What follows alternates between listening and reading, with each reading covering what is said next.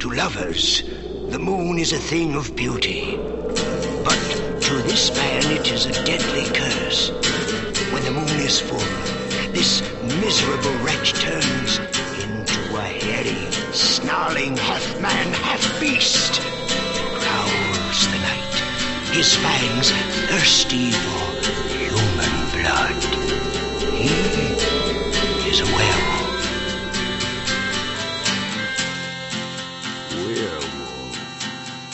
Hello and welcome to the Werewolf by Night podcast, the show where we talk about Marvel's #1 lycanthrope, Jack Russell, a.k.a. the Werewolf, a.k.a. the Beast, a.k.a. the Shaggy One. I'm your co-host, Matt Howell. I'm your other host, Jacob Balcom. And yeah, for this episode, we have a special guest. Our guest has had an amazing music career and is one of my best friends. It's Rebecca Cole. Hi, Rebecca. Hi, Jake. Hey, Matt. Thanks for having me on your podcast. Thanks for gracing us. Long-time listener. Yeah, we're very excited. We're very excited to have you on and talk about music, what you've done, and yeah, get your opinion on these crazy werewolf comics we read every week. Awesome. So I do want to just preface this by saying that you guys are good friends. We've known each other forever. I've known you, Rebecca, through Joe and Jacob for about 20 years now, for Christ's sake. Yep. And we were chatting online before we started. So if any of this seems kind of in media res, that's because we were catching up and saying, hey, so I'm going to start by throwing the listener a curveball. So you played with Telekinesis. Yes, keyboards. Okay. So do you know my friend Dave Brocker from The Prom? He played bass in there, but I think your times kind of butted up against each other, your tenures. Yeah, no, I don't know him, but yeah, I joined Telekinesis, touring band Telekinesis, with, it was after, I think maybe he played bass for, was it 12 Desperate Straight Lines album cycle or something? And I came on for Dormarian. I feel like it was like 2008 to 2012-ish. Was like yeah, and I think I started in like around 2013. Okay. Mm-hmm. Can you tell the people who might not be into the same kind of music that a lot of us listen to a little bit about Telekinesis? It's a one-man project essentially, right? Except for the touring. That's right. My friend Michael Benjamin Lerner is Telekinesis. Basically, he writes the songs. He can play anything he wants to, really. When I first started playing with him, he hadn't been learning much piano, but of course, 8 years later, he could play anything I can play and probably even better. He's just one of those guys that's a naturally gifted person at almost anything he touches. And luckily, he's touched a lot of songs and it's really pop forward.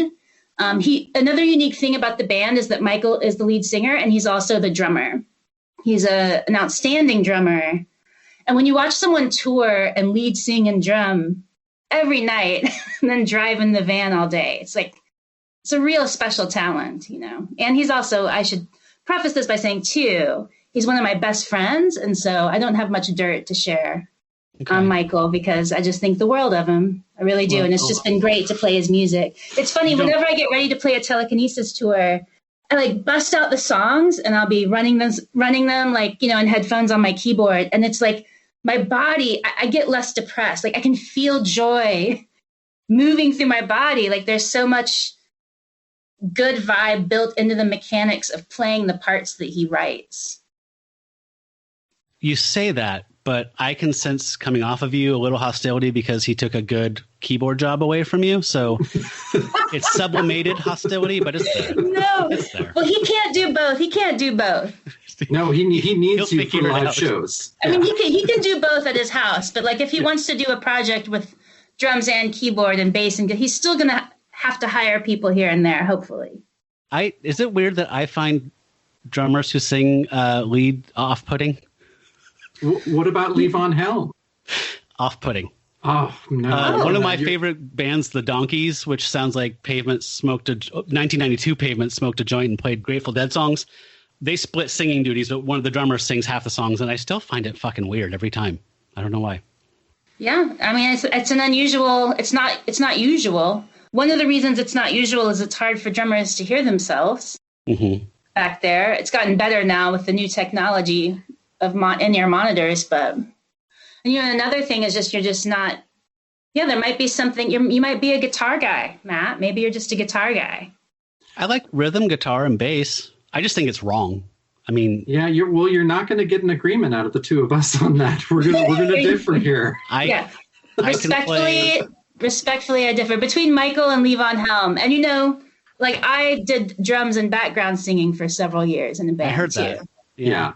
So we should talk a little bit about that because Telekinesis is definitely one of my favorite pop groups. I mean, it's just the pop records he's done is just incredible. And you've kind of the trajectory for your career has been indie pop.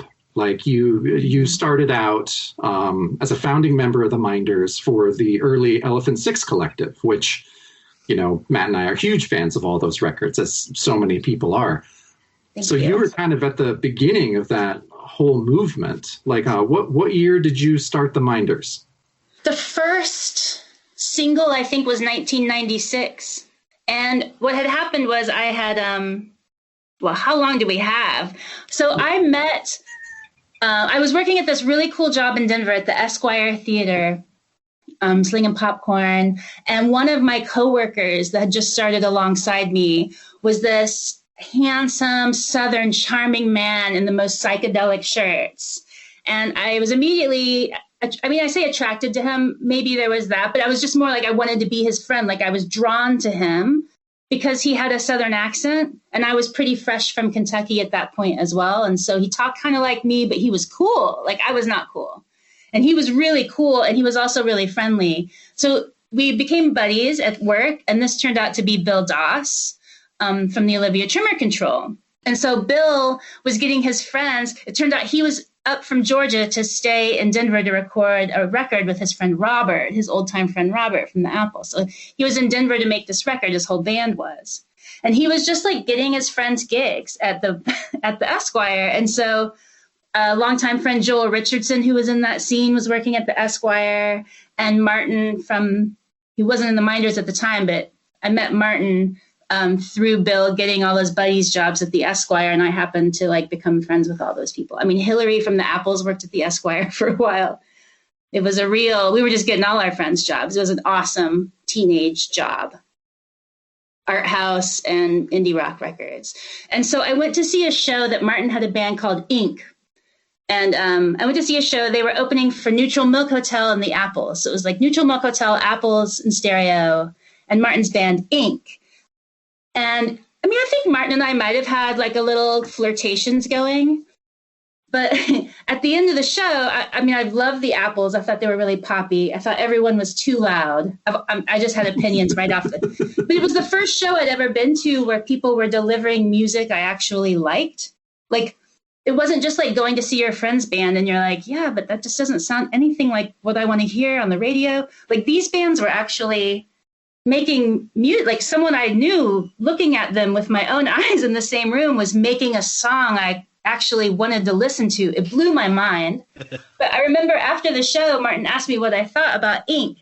And I was like, well, no one, he just kind of had these whiny lyrics or something. And I was like, no one wants to hear those problems, You gotta, I don't know. I just gave him some really offhand criticism. I thought it was a good show, but I had my criticisms, but I think he respected that I had my opinions. So he wanted to make a new change anyway. And he'd been working with Robert on this pop idea. And so he was like, well, if you have such strong musical opinions, I'm starting this thing up. You want to help with this? And so we went to a pawn shop in Denver and picked out a 4-track reel-to-reel. And I found a drum set at Rep's Drums. He taught me how to play. He's a lefty, and I'm not, but I play lefty drums now because Martin taught me to play left, which is fine because it just makes me a unique stylist at the instrument.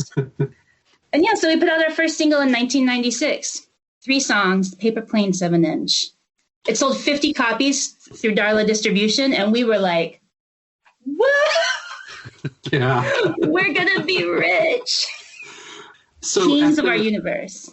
So probably the first Apples and the first Neutral Milk Hotel were out? That stuff was out or getting made and coming out. I remember Neutral Milk Hotel. I remember Jeff had come out to Seattle the summer before to play a festival out here. That was when Lisa Jansen was in his band. Lisa and Hillary had a band called Secret Square. Martin and I were doing the Minders. Robert's studio was at his friend Jim's house. Like everyone just sort of had their little projects they were cooking up, and everyone was just learning. Everyone was learning so much together. We were all kids, That was just trying to learn. Yeah, that was 25 years ago. I just was doing the math. Crazy? I was just like, wow. And, Martin was British. And so he had a strong British leaning towards things. And turns out British pop is some of the best. Mm-hmm. Yeah. And so I was in that band. I played drums in that band for 7 years. In the interim, Martin and I moved from Denver to Portland. And then I decided, what happened? I saw Quasi play drums at a festival in McMinnville. I saw Janet play drums in Quasi. I think that might have been the first day I met her. And I was like, I'm not that good at this. Like, that woman's really good at the drums. Well, it's a bit of an unfair comparison. Janet is a titan. But it got me thinking, like, maybe I could go back to piano and, like, do something. I am pretty good at piano, so why am I trying to do something I don't... Like, I know I'm pretty good at piano, and I'm not so sure I'm good at drums anymore. So I switched in the band to keyboards from drums. And then left the Minders and played with Rebecca Gates for a while. She, of the Spinanes, she had a thing called Rebecca Gates in the Consortium, and she'd have players kind of move through... that project, and I did some recording with her, which was really amazing and stretched my musical vocabulary quite a bit. She had she's very Northwestern styled, but also like had been in Chicago for a while and was not afraid of like walking out of a 4/4, like non-traditional chords. It was really lovely playing with her. And then I formed up a band called Wild Flag with a few of my friends. And this was in like 2011, 2012. Mm-hmm. Timeline. Coming out of Wild Flag, honestly, I'm not even sure the band was officially done before Michael was like, hey, do you want to be on tour with Telekinesis? So that seemed like a really seamless transition.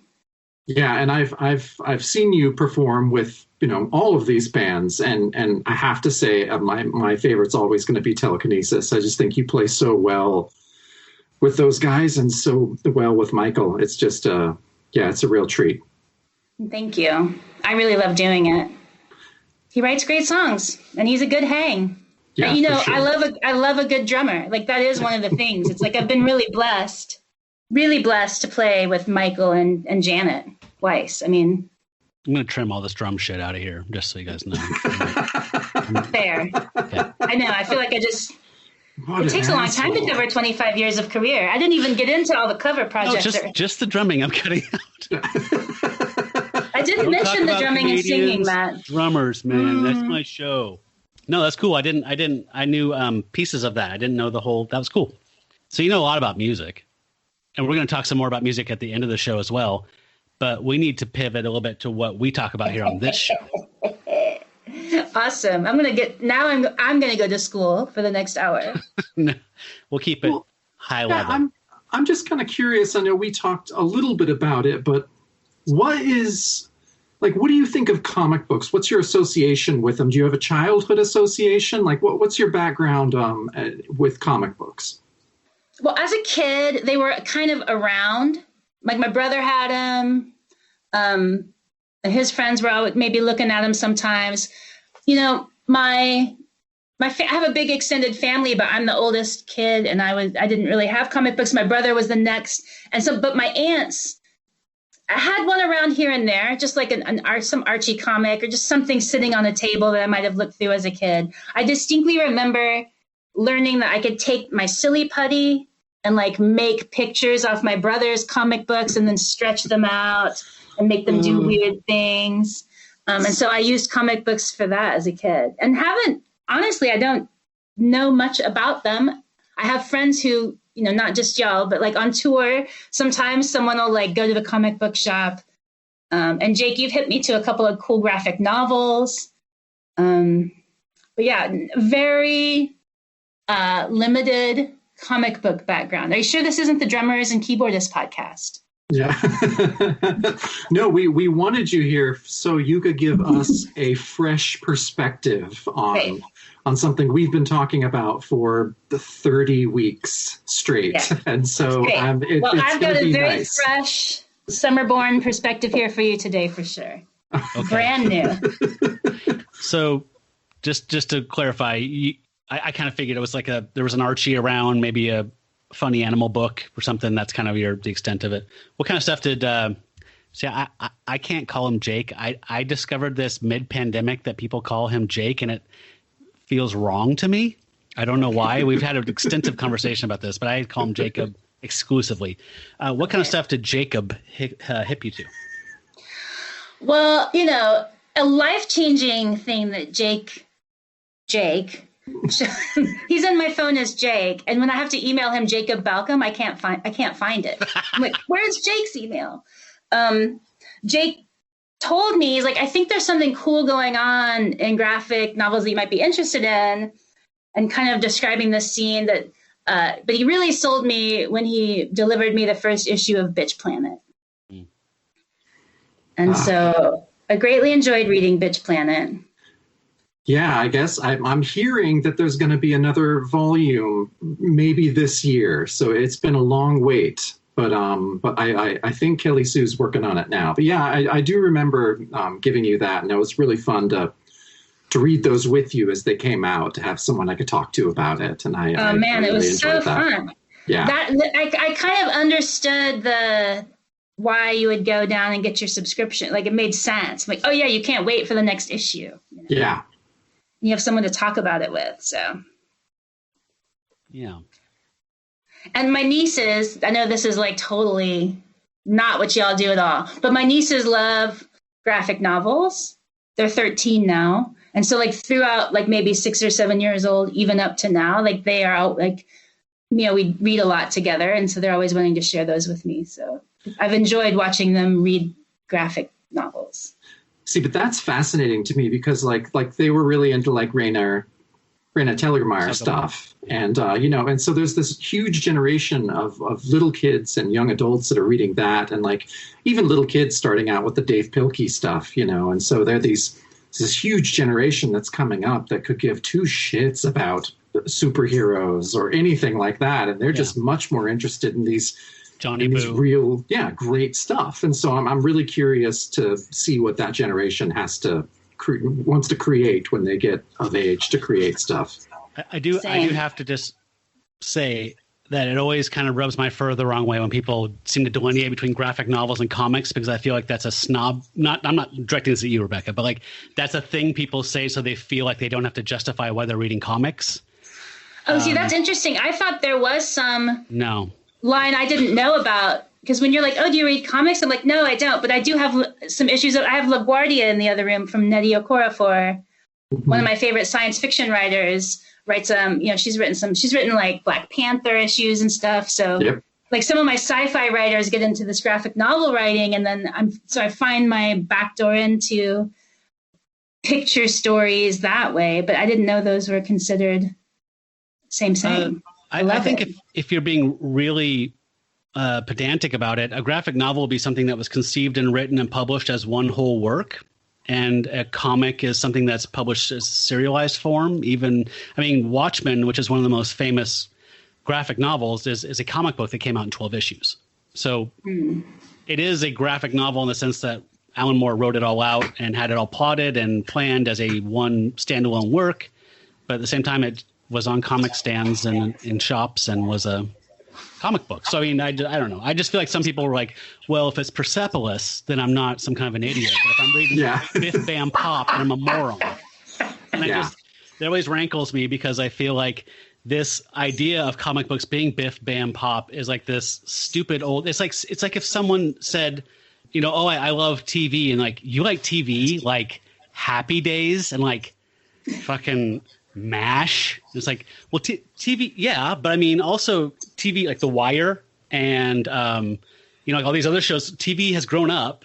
I do love classic old stuff that's got value to it, but it's a completely sophisticated thing that has outstripped films in many ways, in my opinion. So it's not childish. TV's not a childish medium. Just because the Brady Bunch was on TV doesn't make The Wire stupid because it was on TV too. Does that make sense? Yes, but I actually think Brady Bunch is also high art. But I do see what So I do do see what I. you're saying. Yeah. No, I know we're most of the big Brady fans Bunch too. episodes by heart. Yeah. I'll take that again. So you guys are monsters because you use graphic novels as a term, and no. Lesson 1. I'm writing it down. I've got it noted. I think to a certain extent, my co-host agrees with me because he's a guy that thinks that you should roll up comic books in your back pocket and, use them to swat flies and read them and make paper boats out of them and shit. So it's art, it's disposable art. But so I guess I don't like when people try to Frasier it up. Like it's comics, man. Mouse. Great. Well, in that case, I do read a few comics. Yes. Now I know. Folks, well, thanks for listeing. We'll see you next week. Yeah, it looks like I'm disqualified since I have experience. Well, that's thankful, and I think it's amazing that you put up with listening to the show without having read some of this stuff, because we're talking about some of the sillier modern stuff. So, well, listen, can I confess something? Hold on, I'm sipping Hazel Hayden. Getting the whiskey ready. Go for it. So, it's sweet. So, y'all started this, and so, okay. Do you ever I have a really hard time going to sleep. Like my whole life, I've been a bit of I'm on the cusp of an insomniac all the time. And like for years of my life, I will move into insomnia. And so the going to sleep rituals are very important to me. And so what I noticed with y'all's podcast, because I don't have any relationship to the subject matter, but I do have a relationship to y'all, is I could put it on at a low volume. And it reminded me of being a little kid and your parents have some friends over and they tuck you in. And then you can hear the adults in the other room, talking adult stuff that you don't quite understand, but there's a comfort. You just, do I describe something universal? You feel comforted knowing the adults are still awake in the other room. Yeah. A little curious about what they're saying, but also just in this safe place so that you can drift off. And so for a while, I was listening to your podcast for this.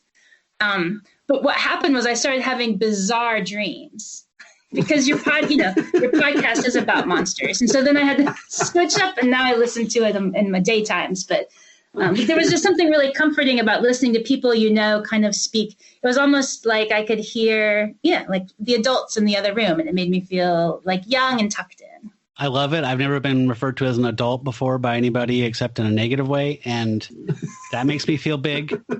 And I also feel like we missed an opportunity. We could have thrown some shit in there. If I'd known I was in your sleeping head, go through the window. Yeah. After episode 7, I was like, you know what? I think I just dreamed graveyards and chase scenes. Yeah, maybe I should start doing that. That sounds amazing. Oh man. Well, yeah. So we gave you the issue. So you've read the issue that we're going to talk about, which is issue 22 of Werewolf by Night. So, and what is it like meeting this medium after listening to us blab about it for hours? Well, it's pretty funny. I have your, first of all, when I got to the page with all the credits, I'm always awake for that. And so I could imagine y'all discussing the credits. So I looked at the page and I was like, oh, I wonder what they're going to say about this inker. I wonder if they've got a good one here. Tell me, where does this letter, is this issue I'm joining in on, how's this letter rank, So I kind of could hear y'all talking about everyone's bona fides. But I just kind of so that's what it's like. Y'all are kind of running in my head as a little soundtrack. I see that the word says roar, but what I'm hearing is the sort of quiet description of and in big yellow shaky letters it says across the bottom third of the panel. So we're the James Lipton of the comics world, I think. The James Lipton that puts you to sleep of the comics podcast world. I'll take it. I listen when I'm awake now. Okay, well that's good. No, I'm taking it all as a compliment. We're moving up. Yeah, you should. Yeah. I mean it that way. Cool. Well, with all that in mind, I'm ready to dig in. Let's do it. Right on. So we're talking about Werewolf by Night number 22, which has a pull date of October 1974. And this cover as you guys who've been listening know, we're wading into a period that I really enjoy in this kind of mid-20s where it's this weird Doug Munch, like finding what he's trying to do here, and some silly stuff. This one I found particularly effective as a story, but let's just dig into the. Sorry, I'm jumping ahead. So the cover here, we have a vantage point of inside of like a whirlpool of swirling water, and a misshapen, disfigured creature is throttling the werewolf and shoving him under, and the werewolf is roaring, and bubbles are rising up towards the surface, and it says the face of the Fiend. And I really like the way the werewolf's face is rendered here. This is Gil Kane and Dan Adkins with help from John Romita Sr., ever-present Johnny. Yeah, so Rebecca, John Romita Sr. is like the art director at Marvel right now, and he has his hand in everything. So what he does is he'll get the covers, and then he'll be like, oh, that doesn't fit exactly what I want Marvel style to be. And so he'll do alterations. So basically like fix most of the time the faces. And I would almost say 100% of the time, it's a good thing. Mm-hmm. Like, especially here, like the werewolf's face just looks really, really awesome. And funny that you would hear us talk about inkers, because the guy that did the inks on this cover...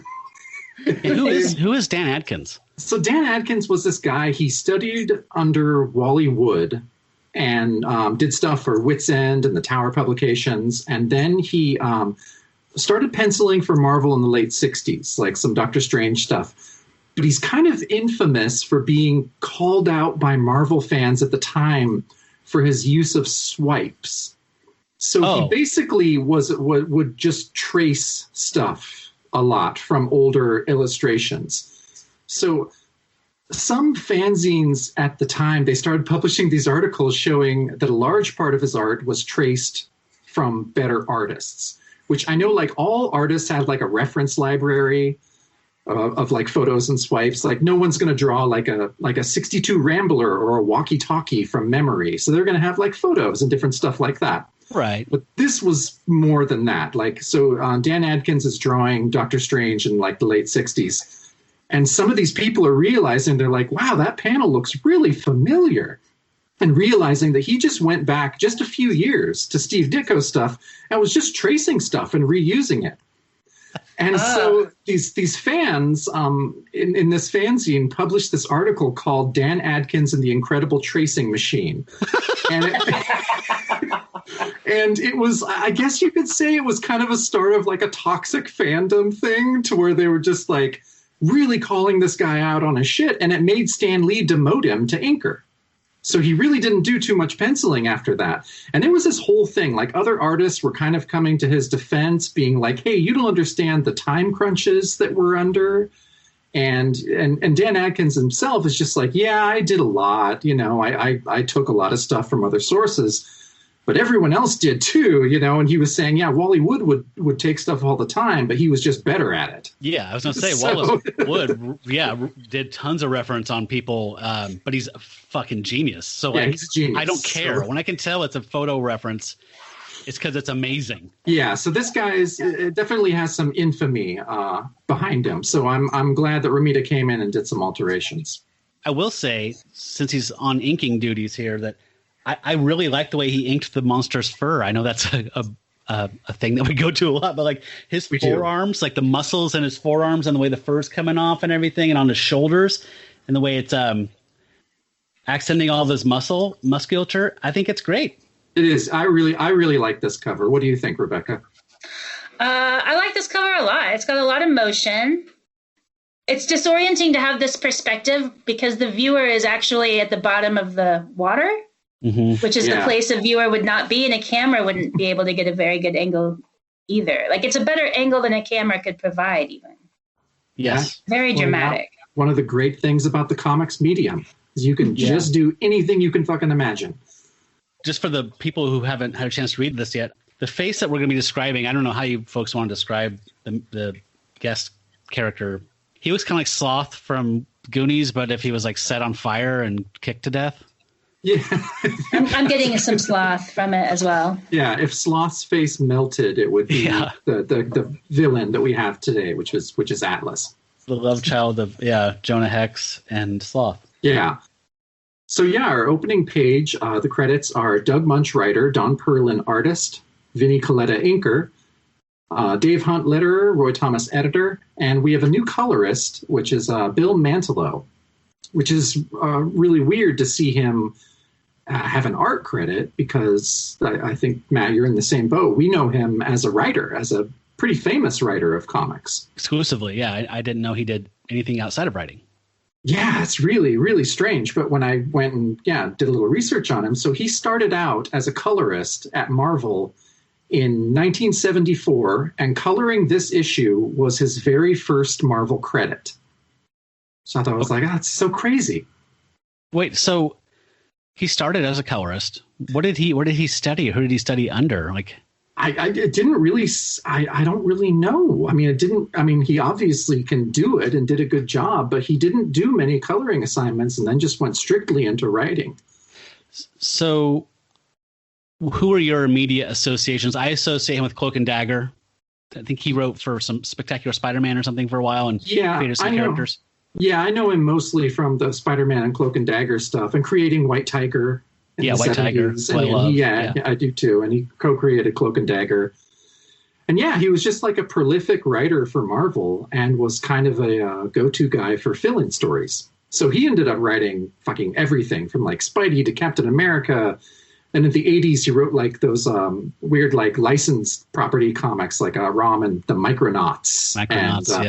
But people love the Micronauts. And like, Rom. Those two runs are beloved by fans. Yeah, people just love them. And so I don't remember reading them personally, but they get a lot of high marks. So he was a really, really cool and talented guy. And it's cool that we have him for his very first appearance. So I really like this splash page. Like I like the POV, like we're behind the villain looking at this like great depiction of the beast jumping towards us. And our villain is saying, "You are the reason no one must ever see the face of Atlas. And for that, Atlas will see you dead." And again, we get we get the title down at the bottom there. It's Face of the Fiend. Why is this speaker wearing a garland of laurel? That's what I have as a note also. There's a lot of questions. It's not just me. No, it is not just you. When we can really look at his full outfit, there's going to be a lot of questions that are going to come up. Okay. So we should jump in.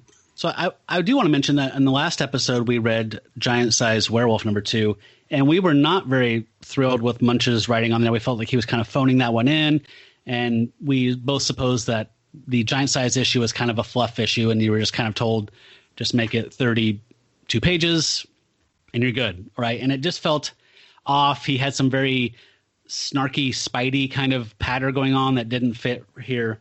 And we also read some letters recently where people were saying, we don't like the committee, we don't like Baron Thunder and Mayhem. They're all too goofy and silly. Get back to kind of dark stuff. I think that's what Munch is doing here. Because this felt like a pretty dark, even though it's got some goofy, I think unintentionally goofy things in it, it felt pretty dark, ultimately. Oh, yeah, no, it's super dark. Yeah, we should jump in. And you had a rule which when the cover doesn't depict something that happens, we take a drink. This actually is completely true to something that happens in a panel in this comic. So we can't drink there. But isn't it weird that this first page looks like a cover and it's lying also?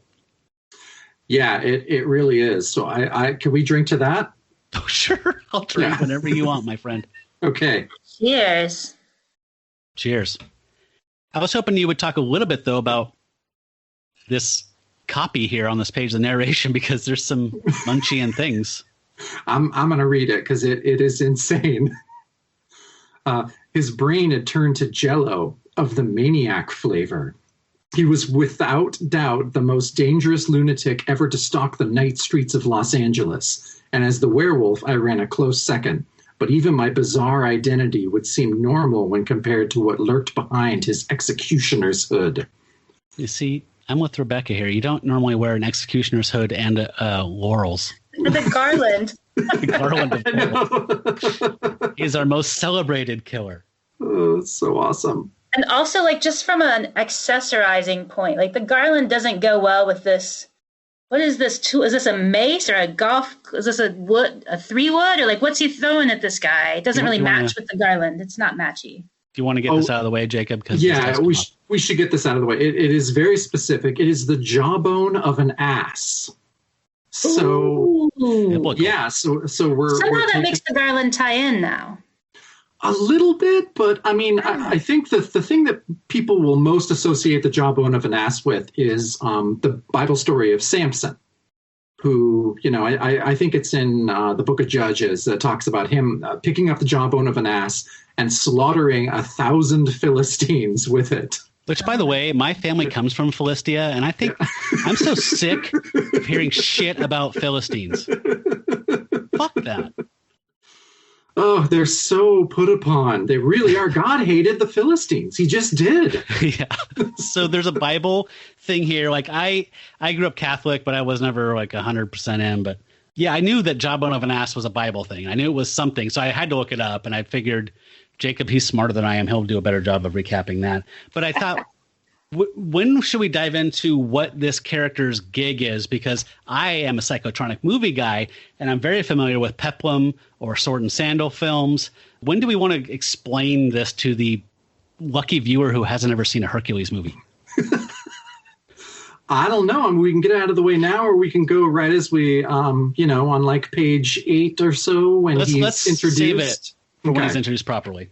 Okay. Okay, so I really dug this first page, though. As a splash, it's great. I like the werewolf, the hunchback kind of thing. Mm-hmm. He's all tucked in and burly. So we're moving on to page 2. Jack's running into Buck Cowan's house, and he's asking Buck to lock him up again for it's a full moon tonight. And even though his makeshift jail didn't work the night before because the beast tore the bars off of out of the wall, he's thinking again, there's some reinforced bars that he just put in, and he thinks this will work. So he's asking Buck to give him a shot. And just art-wise, I thought this art was solid on here, both from Coletta and Pearl. And I mentioned before, I love the way that he does Jack Russell. And I really liked, like in that third panel, like that kind of like crosshatchy kind of shading on the side of Jack's face. I thought that he turned in some good art here. Both of those guys did. No, I agree. And yeah, the coloring, being that Bill Mantlo wasn't a super professional colorer, but I love his choices on a lot of this stuff. We're so used to Petra's palette for the last, however many issues. And yeah, he likes, I love the I don't know how the coloring is on your normal issue, Matt, but on the Marvel Unlimited, I mean, his coffee pot is purple. Yeah, it's just straight up purple. And I love it. And there's weird choices like that go through the whole thing, but I actually think it serves the story really well. Yeah, the colors, especially in these kind of non-monster scenes, really pop. Like he's got the Ronald McDonald red with the yellow button-up shirt on and green pants. He has to have green pants.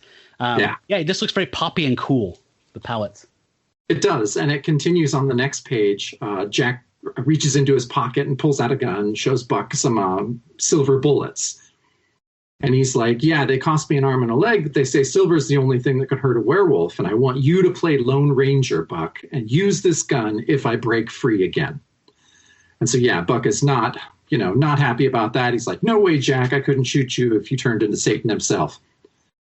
And, Buck has a history of being Jack's best friend and normally acting, pretty irresponsible. And so I can understand him being upset about this. Jack describes to him like, hey, well, what if I run into a teenage girl on her way home from babysitting, or a little kid who's out past their bedtime, and I could kill them? And so he's like, I couldn't live with that, so take the gun. And so Buck takes it, and he's like, all right, Jack, I'll take it, but I'm promising nothing. And so we have an appearance of silver bullets, which doesn't show up all the time in our werewolf comic, which is kind of weird. Yeah. And I feel like Munch was kind of fixing some of what was broken, in a sense. Like we were joking about the Baron Thunder playset here. I think that whatever that high adventure serial kind of villain thing, I think he's trying to fix that and say, no, the beast is actually a danger. I could kill a kid. I have absolutely no control over myself. So I think that's just kind of grounding this back in the horror genre. For sure. Rebecca, what do you think? I love it. I love that it's the second page and we've got silver bullets like at the top of the second page. That's drama. Yeah.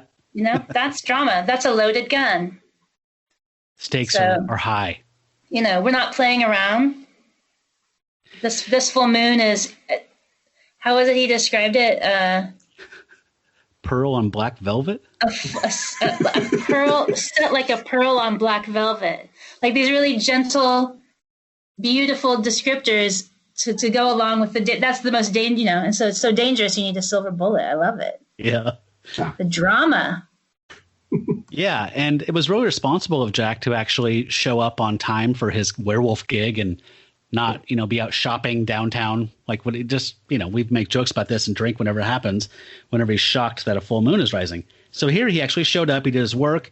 On the next page, we have a great panel to start it off where Buck is opening the door to the spare room that he's converted into a werewolf prison. And it's got these really nice, heavy, somber shadows and heavy shadows on the characters. It's very dramatic. Really set the tone here for this issue, in my opinion. And Jack's even got so mature, he gives Buck his shirt. And he's like, hey, no use wasting a shirt. Like, wow, somebody's turning 19. That's just eye candy for those who want to see it. I appreciated it. I'm here for it. Yeah. He locks Jack up, bars the door, and he's sitting there. And there's a really goofy panel on the bottom left here. It looks like Buck is made. He's in this blue shadow. He's sitting, kind of keeping watch outside of the door in case anything goes wrong, holding this gun loaded with silver bullets. But he looks like he's made out of like an old 60s police identikit. Like it looks like his eyes need to be slided to the left like 3 millimeters. He's a little. Yeah. That's Vinny, you know, that's Vinny Coletta being weird every other page. You know, that's, I think there's really good stuff about Vinny's inking in this issue, but it's all over the fucking place. Yeah. And so Jack's sitting there in his cell and the dying rays of the sun are playing on him. And he's thinking about, you know, he's feeling bad about putting his friend in that position, but he's also starting to feel that exhilaration before the change. I love when Munch takes these little things and explores what it must be like to be a werewolf. Like, you know, he starts to kind of feel like tingling and all that stuff. And he says, the glow of the corrupt celestial pearl. As the moon. Yes. Back to the pearl. Yeah, that's opening a beer worthy. Yeah. So I don't know what you think of the transformation on the next page. I thought the transformation panels on the top row are really weird to me, and not in a bad way, but it's a row of 5 panels. None of them are the same size, but it still kind of works for me. Like the transformation looks especially painful, and I like the kind of cheesy captions. Yeah, I'm totally in. I agree. The art's not necessarily a standout here, but I like again that Munch is grounding this in the horror and that reminding us this hurts. This is pain. People can die. There's risks involved, and it's not a pleasant experience. Again, there's no play sets. No, not at all. I think the way that it starts out with such tiny panels at the top and then the medium and then the larger at the bottom is really well paced, actually. Mm-hmm. It gives the page some rhythm. I agree.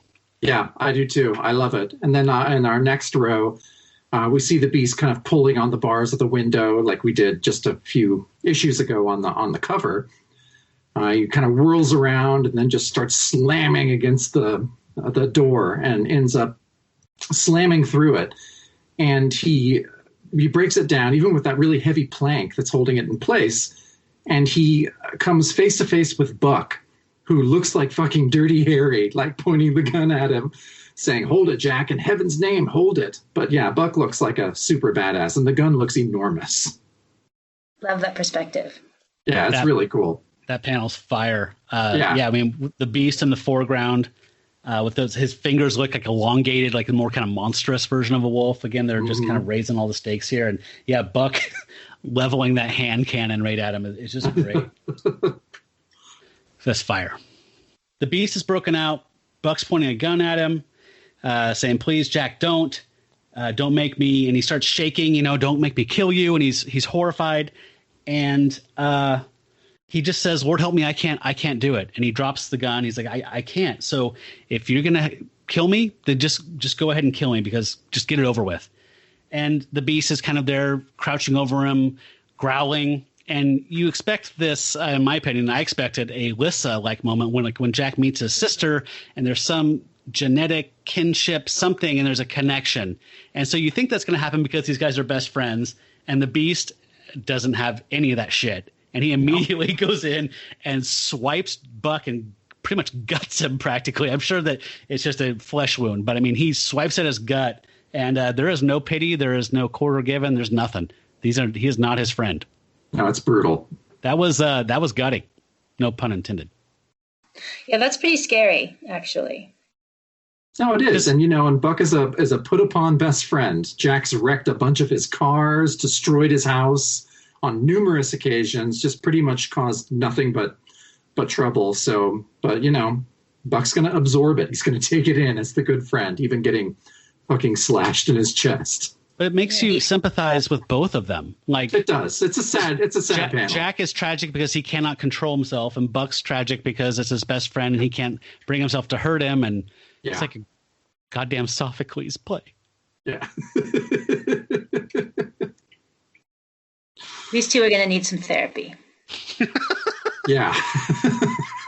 That's reality TV I'd actually watch. Yeah, I would totally watch that. We definitely need to talk about some codependency. There's some issues. I'm not equipped to deal with all of them, but some red flags. Yeah.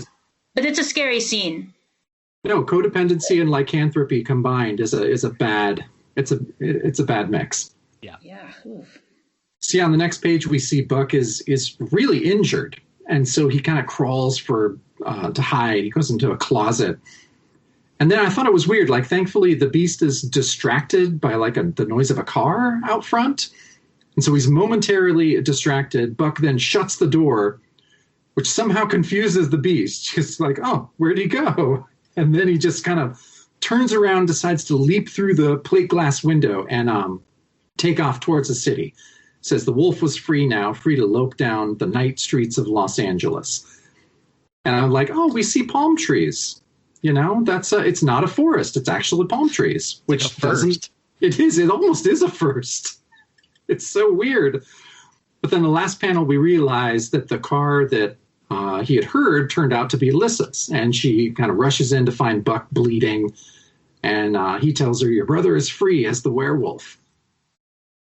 It's a great kind of Robert Crumb keep on trucking vibe to the werewolf booking it up Venice Boulevard. That is one heck of a pearl in the sky there in that panel, too. Yeah, it is. Yeah. I actually kind of liked the thing Munch did here as well. Like, the beast was in a cage, and he broke through a door to get out of it. And then once Buck closed the door to one room, he realized this whole house is just a big cage. So he just jumps through the window. Yeah, you're right. The narration that Munch does explain his motivation a lot. Yeah. It still just made me laugh, though. Like, he's like, oh, I can't see Buck anymore. He must have just disappeared. Yeah. It's like that infant's kind of concept of like permanent. It is. Right? Peekaboo. Yeah. Totally.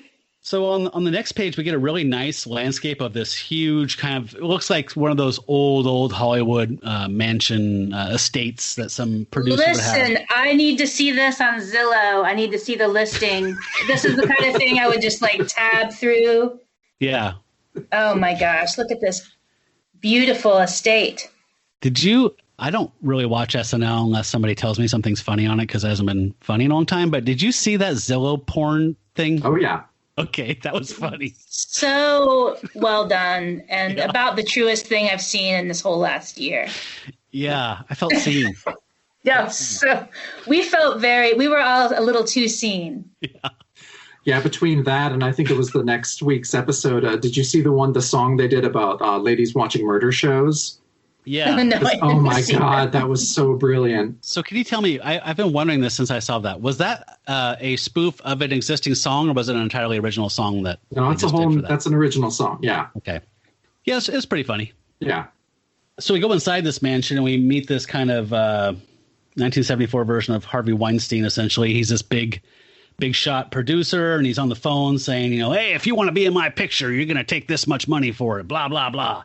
He's like saying, actors, only if only pictures didn't need them. It's like Hitchcock, right? Hitchcock, yep. It reminds me of that scene in Barton Fink. He's like, I'll get someone else to give me that Barton Fink feeling. You're totally right. He says, he thinks, actors are nothing but greedy robots with plastic surgery faces. Was plastic surgery that big in the 70s? I think so. It was getting there for sure. Okay. So anyway, he's walking around stomping, thinking about how, all they want is his money and he's blah, blah, blah. And then the lights go out. And he's like, wait a minute, I have like a backup system set up. So someone had to actually turn those lights off. Yeah, that's what his diamond encrusted cravat is concerned. Yeah, he says on the top panel of the next page, which I think is a badass panel. It's just this great point of view and these drapes and the window is at this cool canted angle. And so, yeah, he says, they must have switched it off by hand. And he's like, who's there? Where are you? And there's this like voice off panel that says, I am here, leader of the pagan Gauls. Look, this is the point when I was reading this by myself that I was like, I'm going to have to wait for these guys to sort out what all this means. And what is going on? I think it's pretty clear. Yeah. It's confusing because we finally see the big baddie of the issue, and he's a really big dude in a red hooded mask. Yeah, with his laurel around his head and a tunic, and he's got the jawbone of an ass and a little holster there. And he's like, and I am Atlas the champion who will vanquish you and every member of your barbarian horde. So yeah, we should really break down Atlas and just what he looks like. And what were you were going to talk about those movies too, right, Matt? Sure, yeah. So there is a character in Italian films called Maciste. And Maciste actually comes from like a descriptive term of a town that was associated with Hercules. So like you would say like, Machistan Hercules or something like that in like old texts. And so somehow they took that and made it its own name, Maciste. And they, from like 1907 to 1927, they made, I think, 30 films about this character. He's very strong. He's often said as being coming from the earth. In some films, he actually even steps out of like cliff faces and just kind of, it's not clear if he's a god or not, but he's definitely a strongman, superhuman character. He is not fixed in time. So he would be at the modern Olympics in the 30s or, like in the 20s. And then he would be back in the Bible time and he would do whatever. So he just kind of moves around, but they revived him. Okay. So in 1959, Steve Reeves, an American actor who was also a bodybuilder, got cast as Hercules. So he played Hercules, and he was another film, a follow-up called Hercules Unchained. And these were dubbed into every language you can conceive of. It was all around the world. Huge fucking hit. Huge hit. Created this whole sword and sandal craze of all these movies where you have to have a strong man, and there's usually some kind of rich, corrupt guy who worships pagan gods. Sword and sandal, also known as peplum. I gotta make that concept record. So, can we talk? But we'll talk about that later. So, when that Hercules movie hit and was an international like cash cow, the Maciste movies came back, and since Maciste means nothing to anyone outside of Italy, they started to throw on other names that Americans or English people, British people would know. So Maciste got called Samson, Hercules, Goliath, Atlas, Ulysses, Colossus. You kind of name it. Those are all Maciste films that just got named different things. So Steve Reeves played Hercules in the first two Hercules films, and he played in a couple other films. Like I was reading his bio, and it essentially just kind of said like he was in Hercules, 1959, Return of Hercules, 1959, Colossus of Rome, 1959, and something, 1959. And then he was injured terribly, and then he was like in two other period films like that, and then he was kind of done. But everyone associates him with Hercules because of those roles. So that's where this guy is coming from. What's weird is that these were not really made in the U.S. A couple of the Hercules movies were big enough that Mario Bava did one. Jacques Letourneau, I forgot how to say his name. The director, Jacques Tourneur. Jacques Tourneur made one. I mean, they got some real people in them, but they weren't Americans. There were American bodybuilders that went over and made stuff like this, but they weren't American. So this doesn't really quite add up. But this is a funny thing because this is actually kind of referencing another film, which is called Bloody Pit of Horror. I don't know if you guys have ever seen this, but it starred Mickey Hargitay, and he was another actor who was a bodybuilder, and he's the father of he was married to Jane Mansfield, but he was the father of Mariska Hargitay, and she's on some cop show that's been around forever. I don't know what it's called. But at any rate, in that film, a photography crew that makes Italian horror photo comics goes to this supposedly abandoned castle, and they realize that one of the models dated the guy that owns the castle, and he's a big muscle man. That's Mickey Hargitay. And they go down the dungeon and are taking these pictures, and he freaks out and believes that he is one of the characters he played in a Sword and Sandal film and starts murdering everyone. So this has very heavy strains of Bloody Pit of Horror. So yeah, this is what this is all referencing. If you haven't seen, again, a Hercules movie, I'm trying to give you the bitter pill of 5 minutes of me blathering about it.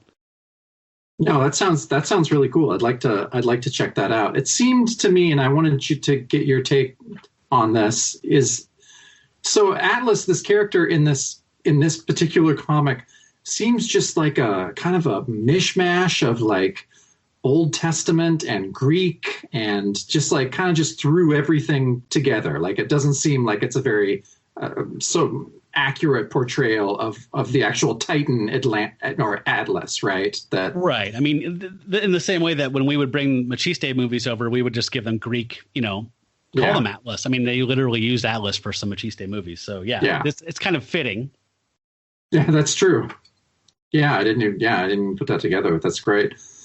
So yeah, the guy, our producer, Simon Kolb, says, this must be a prank, right? A joke. And Atlas kind of moves toward him saying, a joke? You think what you did to me is a joke? And he starts to, take his hood off, and we get the big reveal on the next page. Boy. So we tried to describe him, but this is a really big panel of ugly. So yeah, he says, he called this face a joke? Don't you recognize me, Kolb? Don't you recognize Steve Rand, the most handsome actor in Hollywood? Meanwhile, I mean, he's got like half of his teeth. Looks like he had hydrochloric acid poured on his head. One eye's like drooping down like Jonah Hex with some skin draped over it that stopped melting. And then the other eye looks like a poached fish eye, like just boiled. He's hideous. Yeah. Like shockingly hideous. And Simon Kolb agrees with me. He's saying, you destroyed my face, and it's me, your star actor. It's all your fault. And Simon Kolb's freaking out. And he's like, actor, what am I saying? He's like, no, stop, stay back. I am Atlas the Avenger. And he starts thwacking him with the jawbone of the ass, which is a cudgel. I mean, it's a very crude instrument, but it's deadly. And then he says, Atlas, the slayer of barbarians, as he walks away from Kolb's dead body in the shadow of the window. All very moody, lots of inks, lots of blacks, and violent. Super violent. Yeah, pretty violent for this comic even, too. This definitely ratcheted up the brutality. It is hard. Can I come in with a costume note? Please. This rich dude with this estate that we all want to lay in bed later and look at on our phones on our Zillow apps. Like I loved his green jacket early in the panel. I was like, oh, the money man, stick him in the green brocade. I love it. But once he's laying out dead, like to me, the first thing I noticed is like, what's with those pants? Yeah, that doesn't work. No. So I just thought that was an interesting choice. Like, I mean, and he's dead, so it's even more embarrassing. Yeah, those are trousers that Grandpa wears, like to cut the lawn. Okay. Yeah, he's wearing some Dust Bowl pants with that brocade jacket. What's up with that? He's basically dressed how anyone dresses for a Zoom meeting. So you have your really kick-ass jacket, and then you're just wearing sweatpants underneath that. That's right. He was ahead of his time, Kolb. That is great. So the next page, we just totally cut to another scene. We cut to an LA police precinct, to the office of Lieutenant Victor Northrup, homicide, who is trying to figure out what happened to his good buddy Lou Hackett. Of course, readers of the comic and listeners of the podcast will remember that, Lieutenant Lou Hackett ended up chasing after Jack and had a ring that turned him into a werewolf. And the last time we saw Lou Hackett as a wolf, he was being dropped into a vat of molten steel. Probably got made into a hacksaw. He probably did. And so they're trying to piece together kind of what happened, and Victor, he says, Lou was a good friend of mine, and a good cop too. And he was like, why is it that we found Lou's empty car, some of his clothes, and a lot of blood, but no body? And he's like, and why is it that some of the blood pans out to belong to an animal? And not just an animal, but a wolf. And so he's like trying to piece all this together, which of course we, know the answer to, because we saw him totally get brutally murdered in a vat of molten steel. But these guys are trying to figure it out. And another officer kind of breaks into the room and is just like, oh, Lieutenant Northrup, we just got a phone report on a homicide. So Simon Kolb, the movie producer. And so I liked his kind of, I don't know, I was trying to figure out what NBC Mystery Movie of the Week detective this guy was. Like, does he have more of like a McCloud feel or a... I couldn't quite figure it out. The close set eyes are a choice in the drawing of this cop. Like, they've definitely given this character some super close set eyes and and the jaw of cop. You're right. I'm getting a little Burt Reynolds on this. I know we're a little early for Burt. No, Burt was big in '74, wasn't he? Oh yeah. No, you're right. I love that. I think that's a good call. I think if we were casting this guy is definitely Burt Reynolds. Yeah, Jacob, I can't peg his voice, but I definitely like those last two panels where he's very kind of like hard-boiled, bitter cop. Like, oh, I loved it too. Yeah. So he says, he's like, yeah, you see, Ed, working late has its advantages too. For instance, I get to go out on all the garbage details and take nice moonlight rides in peaceful squad cars. Yeah, he just is this. Yeah, he's a grizzled, cop who's seen it all. And we met him, right? Like when when Lou was talking about like trying to figure out what the hell is up with Jack, and he had that big file, remember, that said like werewolf stuff. That was Vic he was talking to, right? I think it was, yeah. I don't know if he was named, but okay. I love that there's follow through and like there might actually be a case and like, you know what I mean? Because like when Coker killed Lou and he's like, well, whoever that was, I'm not a werewolf anymore. It's like, yeah, I think that's going to come back and bite him in the ass. Maybe, but like we talked about, I think last issue or last episode, talking about when you kill a werewolf and then you're just left with a naked dead man in front of you. But yeah. In this instant, it worked out pretty well because he just gets melted away by the vat of molten steel. And yeah, so I don't know. I don't think they're going to have much of a case to go on. Today, we would have like live streamed it, or there'd be the body cam armor being sent to the cloud. Yeah. But today, by the way, also when you were talking about that Dan Adkins hate group through the fanzines, I was thinking about that, like how that's common now because the internet. I mean, you can literally just put a picture up there and it will scan stuff and try and find things that look like that. Like, oh, here's that Penthouse magazine that Greg Land swiped this blah, blah, blah from. But like back then, to have the pre-internet, to have the wherewithal to be like, no, I'm going back through Fantastic Four. That is a Sue Storm. I've seen that Sue Storm panel somewhere. And then they all connect through mail. Yeah, it's so weird. Yeah, exactly. They're just writing letters to each other and like meeting in like, weird little coffee houses, like post-beatnik, like coffee houses. Yeah. With their old issues of Doctor Strange, just being like, no, I told you this panel existed back then. Yeah, I know. It was a lot more labor intensive to be that level of a nerd back then. So much easier today. Yeah. Yeah. I mean, imagine that ferocity unleashed on today's Twitter feeds. Yeah.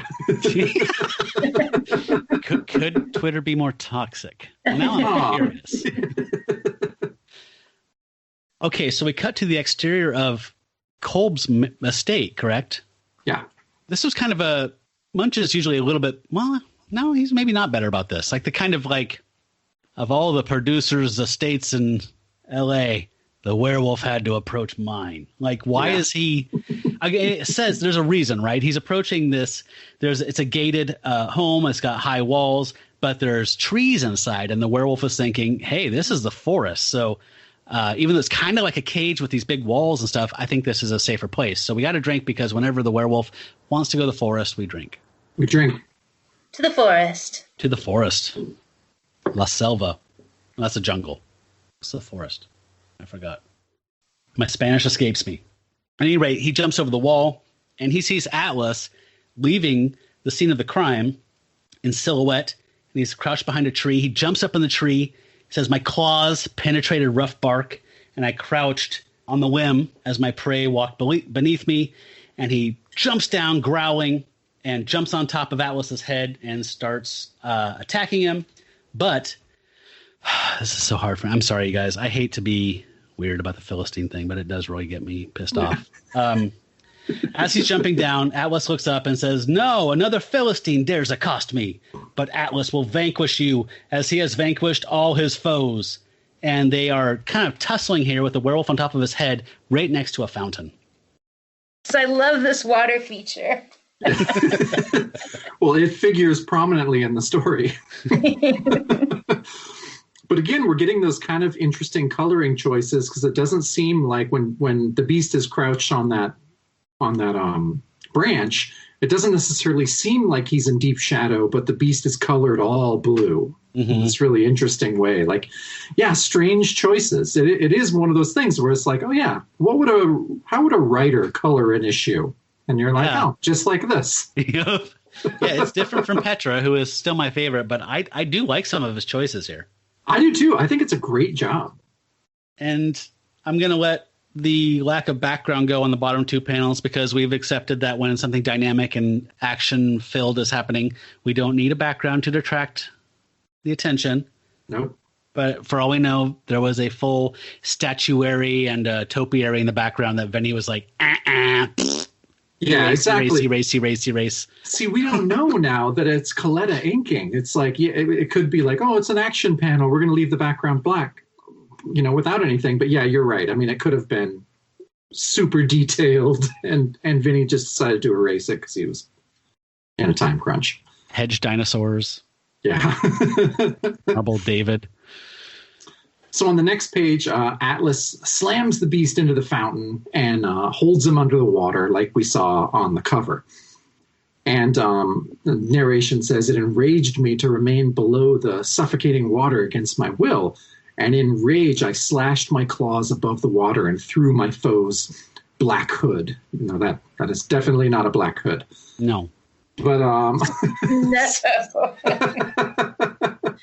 and so, yeah, you get the Atlas just gets slashed and he's like, my face. It says as well as through his flesh, ugly flesh, judging from the brief glimpse I caught. And so then the beast just like pops out of the water, just roaring. It says, I broke surface mean and ready to maul. Did you find it? So he broke surface mean. Is there a word missing there, or is that just a really like cool way of saying that? I thought it was just a stylized. Cool. Yeah, I thought it was just cool. All right, it's stylized. Okay, I can dig it. Mean and ready to maul. Yeah, I love it. And then I love that Atlas starts calling the werewolf Jimmy. He's like, all right, Jimmy, you're asking for it. I've met stuntmen like you before, guys who want to play rough. So yeah, Steve Rand has had a shift in his psychosis. He is no longer Atlas. Yeah. He's now Steve Rand again, but now he can't tell werewolves from stuntmen. Hey, is that on our drinking list? He's really close to that werewolf. Okay, fine. Yes. Yeah. Rebecca, I don't know if you know this one, but if you're within spitting distance of a werewolf and you don't see it as a werewolf, you drink. Yeah. Oh, Jimmy definitely counts. Cheers. Can I take some umbrage when he gets thrown down in the water? He says, "My prey was stronger than any creature I had faced." So I started doing a mental inventory of our run thus far. Dragonus, the mystical dragon-headed man monster, The Behemoth, a giant clay golem. How about Count fucking Dracula? He fought Count Dracula. Mr. Universe Steve Rand that played Hercules is stronger than Dracula. Yeah. Really? Yeah. Really? Okay. Wow. I have that almost lost me. Between that and the Black Hood, I don't know, my friends. No, any time that strength comes into question, like, yeah, when I saw that panel, I'm like, oh, Brad Elmore just threw his phone across the room.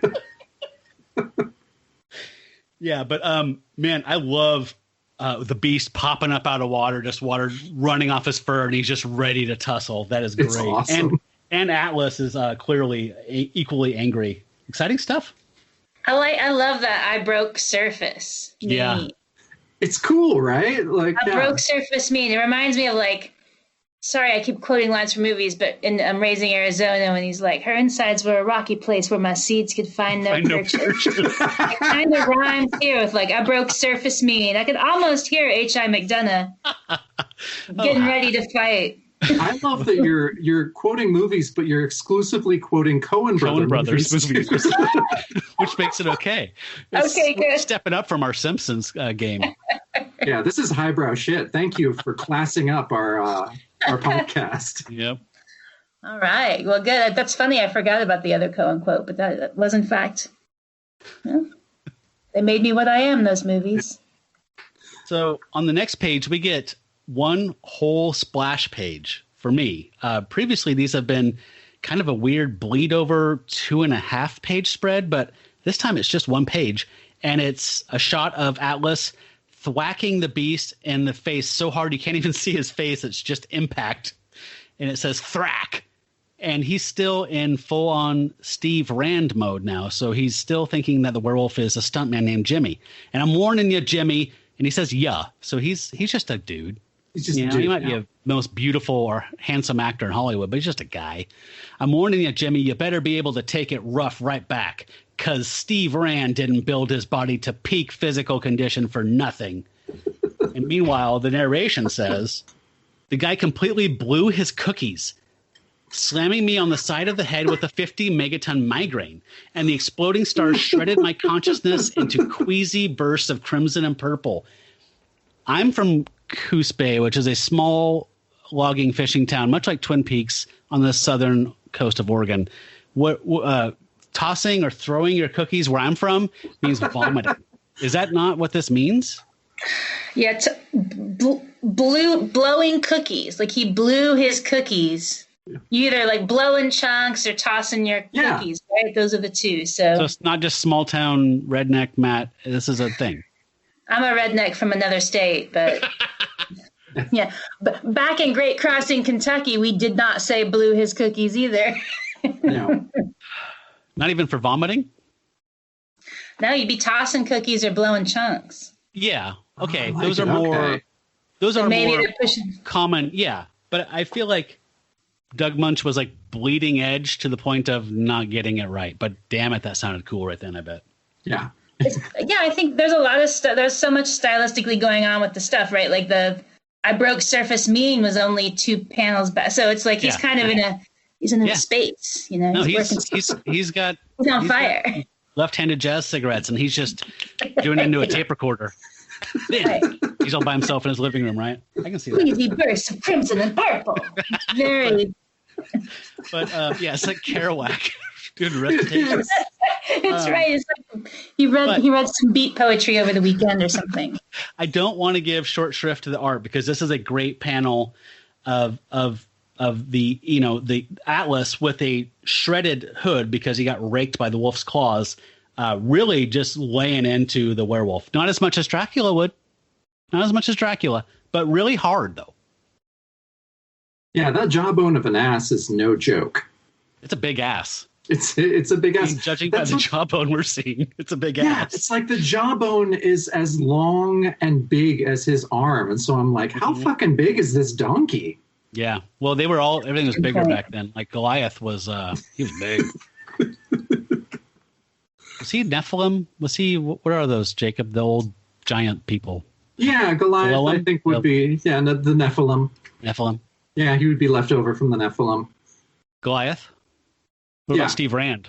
I know he was left over from the Mr. Universe pageant, but was he also Nephilim? Let's just say he was. So yeah, so the Nephilim is when it's when like the fallen angels came down to Earth and had sex with Earth ladies and then gave birth to this race of giants that in the Bible are called the Nephilim. Is that something that's played down generally by modern faiths? Yes. I would think it would be, yes. Anything that I find interesting about religion is the thing where like, see, the thing about that was a translation kerfuffle. You got interested for a minute, Matt. You woke up, you even wiped the drool off your chin, but go back to sleep. Yeah, no, they're not going to own it. But no, so the next page I think is really great and really brutal. Like the page is 2 long rectangle panels of Atlas just slamming that jawbone into the beast's noggin. And it's really brutal with Atlas still calling him Jimmy, saying, this ain't a styrofoam prop I'm beating you with, Jimmy. And yeah, I kind of liked how weird that second panel was with the beast's face, like in the water, but the face that you can see is colored pink. I guess most of the panel is colored pink aside from the light blue water and the darker blue jawbone that's coming down on him. It's a really cool panel. The shading on the jawbone is awesome. Like those pinks and blues together are perfect. Yeah, and this 2 pages here, the brutality is very well communicated by the art. This thing is obviously a very heavy blunt instrument, and he is beating the fuck out of our hero with it right now. It continues. Then he takes the jawbone of the ass and puts it up against Jack's or the beast's neck and starts choking him out, saying, "You stuntmen always think actors are a bunch of sissies, don't you, Jimmy? Well, how does it feel to meet an actor who can will the tar out of you?" and then he's like thinking to him, he says out loud, actors are for the arena, for Caesar's idle amusement. So he's switching back and forth between personae. He says, "I am Atlas, and I have conquered yet another monster from the nether pits." And he just wanders off. He's like, I won. He did win. I mean, I don't think any judge would say that the werewolf won this battle, because as he's walking away muttering about Caesar or whatever, the beast has just managed to kind of pull himself up on the edge of the fountain and is just face down, just like, unconscious. He falls down on his hairy face. He's on the side of the fountain as the sun starts to come up. He transforms back into Jack Russell, so he's just in green pants. And at that moment, Vic and his buddy have pulled up.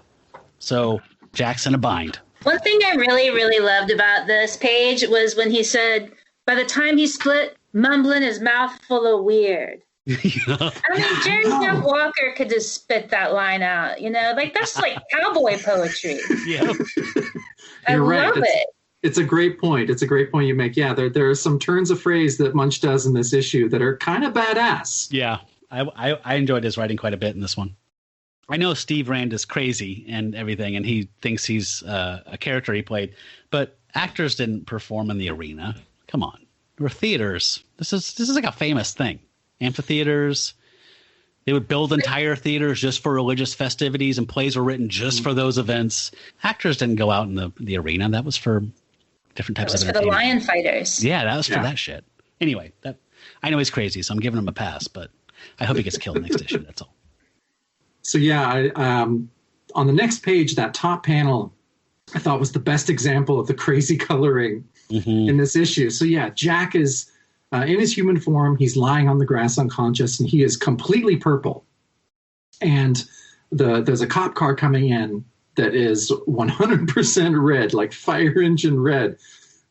It's such a strange choice. And then you have this tiny little yellow bird up on there. It's just it's so weird, but I really, really like it. Like Petra's such a pro, so she's not going to make these kind of off the wall decisions. So it's kind of nice to get a weird coloring job. I agree.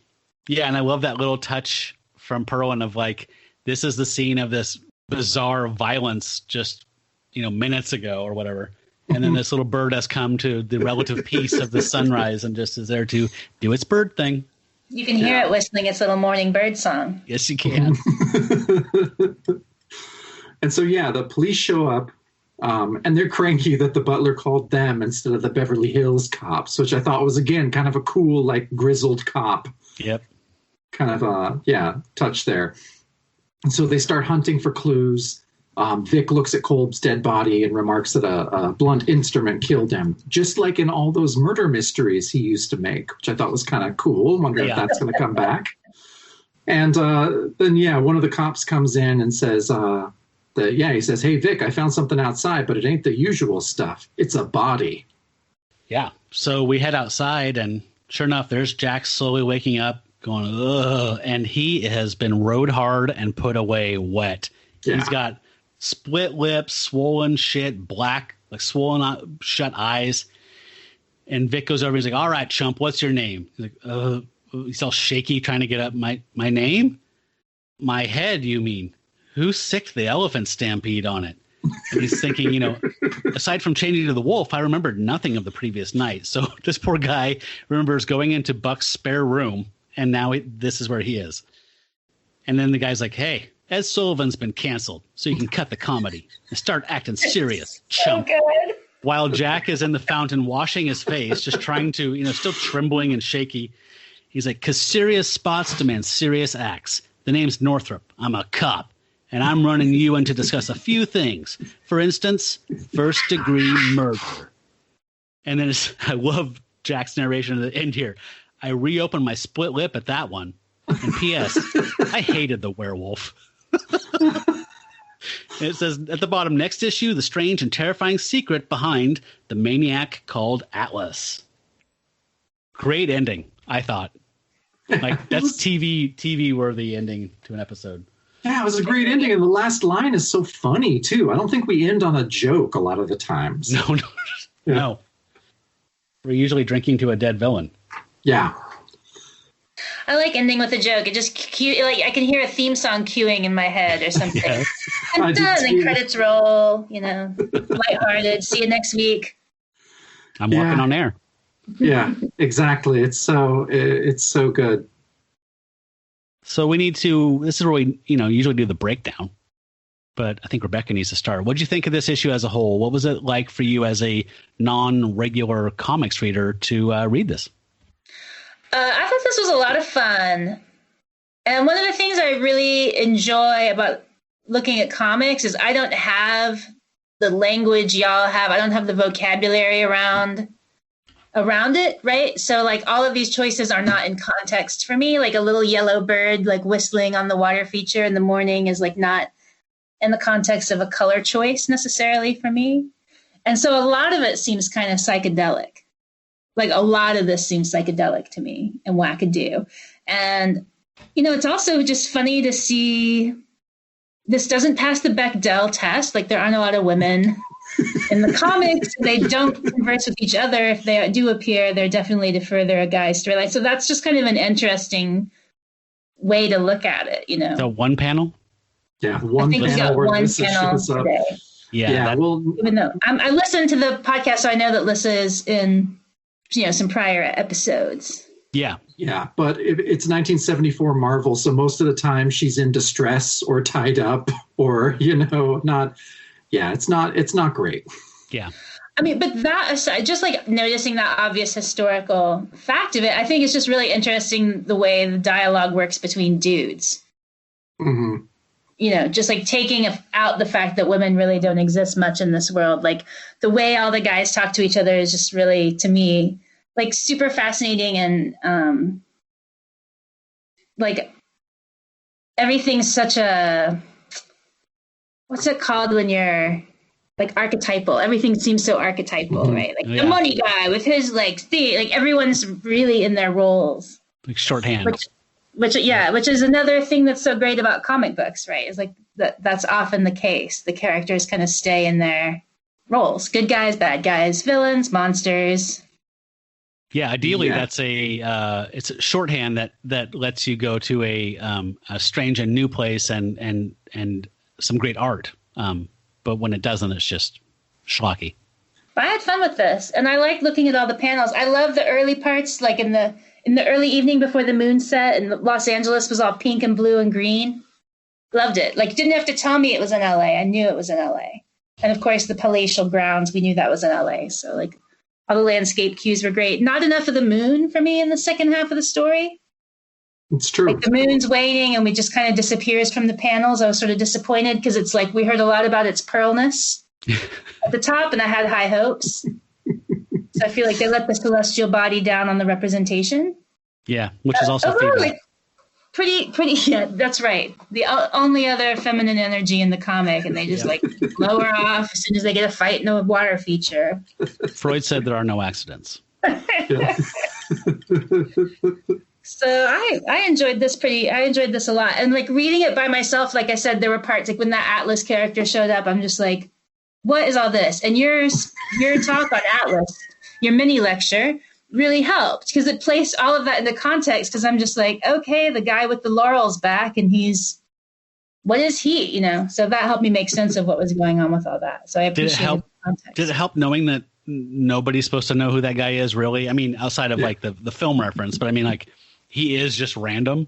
Did that help at all or did it make you feel? Yeah, it did because it felt really random to me reading it. I was just like, this is a pretty random dude.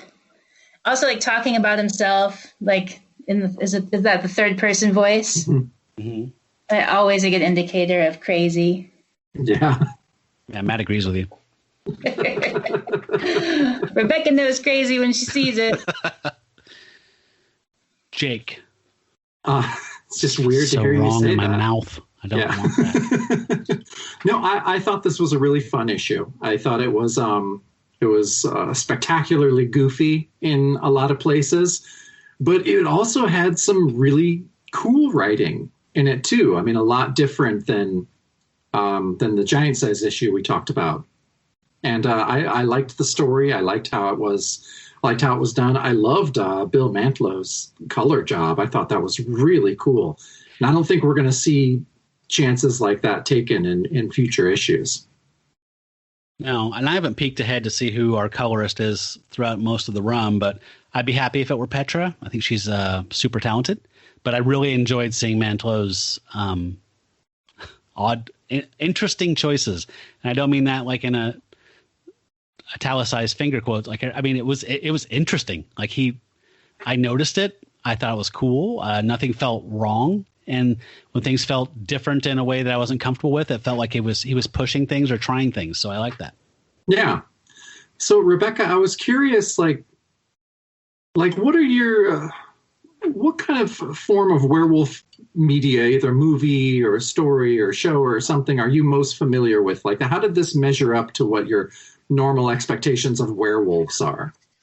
So I've got actually kind of a funny story about my relationship with werewolves. It's one of my least favorite monsters. And I think the reason is, I know the reason is because the first scary movie I ever saw, I was way too young to see it.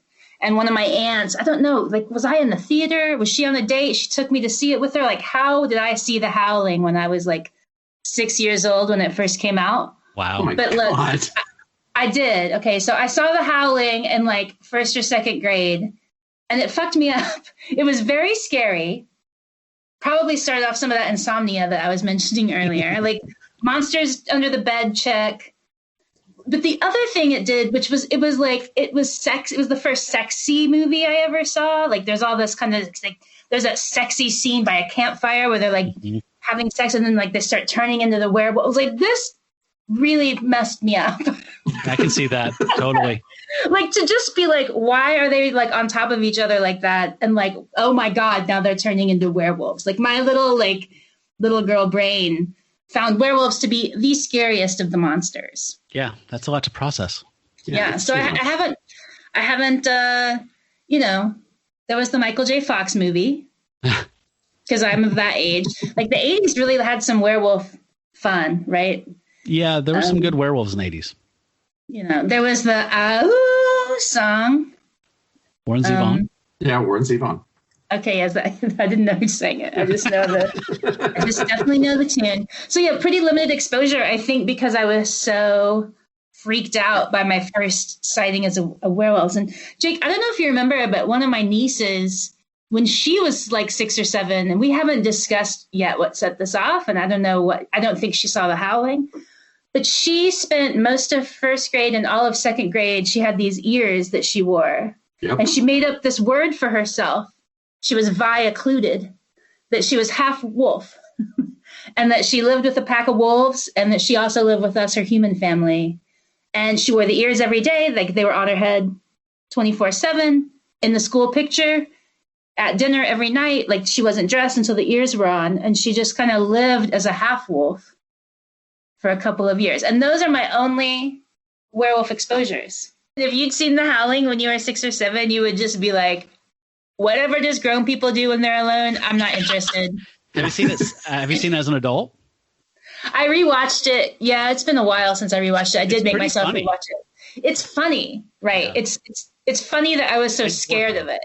No, it's funny and sexy and scary at the same time. Like it's a very strange little film. I love it. And then I didn't rewatch the remakes. I know there were there was a franchise of Howlings. Oh, the sequels. Yeah. Oh, sequels. Yeah. Oh, sorry, not remakes. Yeah, the sequels. Yeah. I think they are remaking The Howling. Actually, it's in production now. Oh, that's right. I will not be watching it. I think because let me just be well enough alone. I managed to have a decent relationship with horror and, sexuality despite that early impression. So leave well enough alone. I get it. So yeah, this was a very safe intro back into a lycanthropic adventure. Good. We did you good. I'm happy.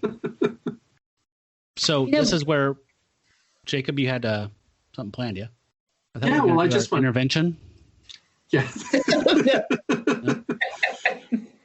No, this is just, yeah, well, Rebecca, I wanted to talk with you about something that you started doing during the pandemic. And you should explain this to people, but you started posting video of yourself playing Jimmy Buffett songs. And so why don't you explain what you were doing with that? Sure. So, about a year ago, I got sent home from my little job at the city that I had only recently gotten, and I was so proud of myself, and all the tours that I had booked out to work remotely and fit into my little school schedule for the next year fell through. And I had been offered the coolest gig of my career was set to happen in June of 2020. And I've had a pretty great career. But this was going to be the coolest thing I had ever done. And I knew it was just like a once in a lifetime. It was a dream. It was a dream come true, this opportunity. And it was scheduled for June of 2020. And so, because I was one of those people that was stocked up on my paper supplies and my proteins, I was not surprised to know that that was not happening in June of 2020. I knew that when they closed everything down in March, I was just in my head. I thought this is going to be a real shit show. And so that first week I was home, I was grieving that a lot. I was grieving the fact that live music wasn't going to happen for a while. All the touring stuff I'd been working on wasn't going to happen. This once in a lifetime, a dream gig, an unbelievable thing I couldn't believe I was going to get to say that I got to do wasn't going to happen. And there was a lot of grief. And I also, I'm of an age where maybe I can't just keep kicking off on tour anymore. I've got to kind of think about, may I quote, I'm going to quote the Coen brothers again. But, Raising Arizona, there's that scene where he's like, you're young and you've got your health. What you want with a job, And I've kind of lived my whole life on that. I'm like, yeah, exactly. Listen to Neville's notes, So Evan knew what he was talking about. But the thing is, I'm not so young and my health is good, but it's not as resilient as it was 25 years ago. So anyway, I've had all this swirling around. And so at the start of the pandemic, there was an awful lot of sadness, but also this sense of this release of control. And out of that, one day, after several days of I love music. I'm sure you all did this, where you just kind of closed your blind, and I danced around my apartment to Bill Withers, just put on records that I felt really at home with, and tried to just work out the wiggles of the nervousness of what was about to happen and what was happening. And there was one day where I sat down at my piano And I was just compelled to sing this Jimmy Buffett song. And I was overwhelmed with emotion, and really made me feel sad, but also comforted at the same time, super nostalgic. My mother is I'm from a line of rednecks on boats. I grew up in Kentucky. My mom and her brothers have all owned boats at some point, be that a houseboat on a river, maybe on Kentucky Lake. My uncle lived in Florida for a while. My mom moved us all to the Virgin Islands for some years. So grew up on Jimmy Buffett before parrot heads were even really a thing. Went to Florida every year for Christmas. Was part of some things I cannot say. I promised my mom I wouldn't tell her story till she passed. So that's some of the reasons we were in Florida are secret, but it was the 80s and it was Florida. So I do some Imagineering. But anyway, Jake, I played that Jimmy Buffett song. It was trying to reason with hurricane season. And that song is about a storm's coming. And that's the song. There's a vibe out on the water. Something's coming through. I'm having a lazy day. That's the song. And it just really, there's something melancholy about it. It really lifted my heart to sing the song for myself. And it made me feel grounded in a way. And I got some release out of it. And so the next day I thought, maybe someone else needs to feel grounded. And maybe there's another Jimmy Buffett fan out there. Maybe I'm not the only one I know of my friends group who has a connection with this artist beyond the Parrot Head concerts. It's just this is the music of my childhood. And so, I was well, let me go live. I mean, I'm not a super social media person, so I had to figure out how to go live on Instagram. And that it went kind of well, and some people tuned in. I mean, by people, I mean 12 people. But for me, that felt, that was plenty, enough validation. Double digits. See you tomorrow. A dozen. And so I did it. I just, every day at 4:20, I posted a Jimmy Buffett song. And it kept me together last spring, honestly. I think I went up, actually my 1 year anniversary is coming up on Sunday, March 21st. I posted my first Buffett blessing. And I call them Buffett blessings because it really is just a thing. It's almost like a prayer or an incantation that I'm doing at my piano. It's calling up a couple of things. For me, there's a strong nostalgia with Jimmy Buffett, but his music is very much also about taking things as they come, appreciating the good life, knowing when something's just worth enjoying for what it is. The day can just be the enjoyment, and I think that spoke a lot to me too, the subject matter of it. And so I did almost 60 Buffett blessings before I had to knock it off. Not because I ran out of songs. I still know more than 60 Buffett songs, obviously, but I just needed to not be at my piano every day at 4:20. The days were getting longer. I needed to go out and take some afternoon walks. I wanted to go on day hikes where I wasn't at my piano. So you're selfish. It was for me that I quit, yeah. But I still, every now and then at random, if the spirit moves me, I still jump on and post one. I was really impressed. I mean, you're one of my best friends, so anything you're going to do, I'm going to love. But I was really impressed that you just kept doing this, because I came into this not a big fan of Jimmy Buffett, and I think a lot of people who aren't fans of Jimmy Buffett, it's just because we just know Margaritaville, and we know the people that love Margaritaville, and those people kind of suck. And so you go into this with this total bias. At least I did. And I feel your community, our community, a lot of the people that we know, and especially people that I mean, come from indie rock, which is not the most inclusive and understanding of genres. There's some gatekeeping.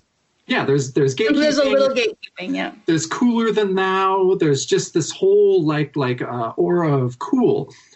And I love that what you would do is you went out there, you put yourself out there being hey, I know not a lot of people do, but I love Jimmy Buffett. Let me show you why. And so you would do these solo piano versions of these songs of his that I didn't know, that were so beautiful, and you just kept doing it. And I noticed that you just kept getting more and more responses about them, and people really loved them, and all different types of people from your community. And I just thought it was such a cool thing to do. It was putting yourself out there. And it was putting yourself out there being like, hey, I love this thing that is not cool. And I am totally okay with that. And I'm going to let everybody know. I'm not, you were basically destroying the whole concept of guilty pleasures. You're like, no, I love this and I'm going to own it. And I'm going to tell you why. And I'm going to make 60 recordings of his songs to share with people. And I liked your little, and you wouldn't go on and on before the song, but you would kind of put the song into context, whether about how you were feeling that day or what this song meant to you as you were growing up. And it got really moving at many different points over the months that you did it. And I know that Alicia and I really looked forward to them, and we watched them. And every time we watched them, it would bring us comfort. That's awesome. Thanks, Jake. Yeah. I'm so glad to hear that did that for you. That was my way of reaching out, right? It's just like showing a very true side of myself, which I'm not necessarily shy. If you've been on tour with me or had me drink 2 beers in your backyard, I might have mentioned that I love Jimmy Buffett. But to really come out as like, I'm going to know more Jimmy Buffett songs than anybody else you've ever met, to the point where I can just whip one out every day because I already know the song. Like, I know all these songs. They are songs I know. So, Well, I feel like in large part, I'm not a huge Jimmy Buffett fan or even Ann fan.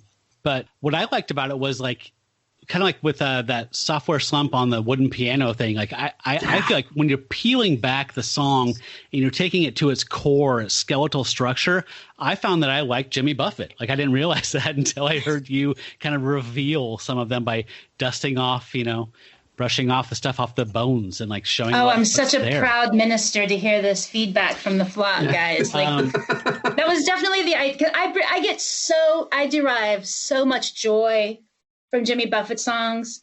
I know a lot of it is tangled up with the fact that this is my mother's soundtrack. I mean, because I was sending some of them to her. That's kind of, I realized she's not on Instagram, and so I'd send them to her as well, which kept me going a whole lot longer because she got to where she needed to see my Buffett blessings. But she loves all this music.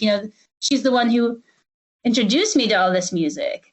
And there were songs where it's like, there's this one song I love. It's called Lovely Cruise.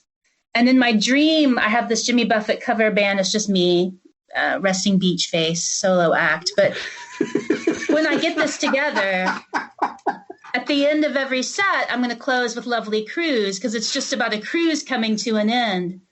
And it's just this real casual goodbye. It's like, drink it up. This one's for you.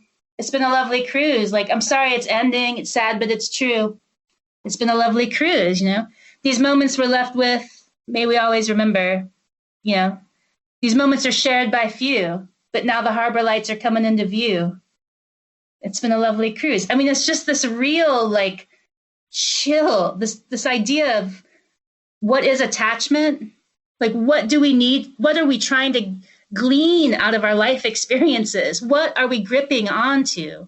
And what can we let go of with peace in our heart? And I felt like that was such an important thing for me to be working on, watching this, like, the dream gig of the pinnacle of my 25 years in indie rock just slipping away, not knowing if I'm going to see my family again. Like, the musical career stuff was hard, but also, like many of us, I don't live near my family. And it's like, okay, what happens if my mom gets sick and I can't fly to be with her?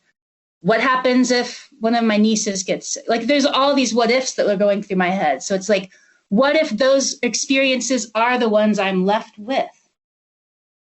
And so for me, the Jimmy Buffett lesson is actually quite heavy, but also really freeing. This is freeing kind of ethos. It's not really all about parrot heads.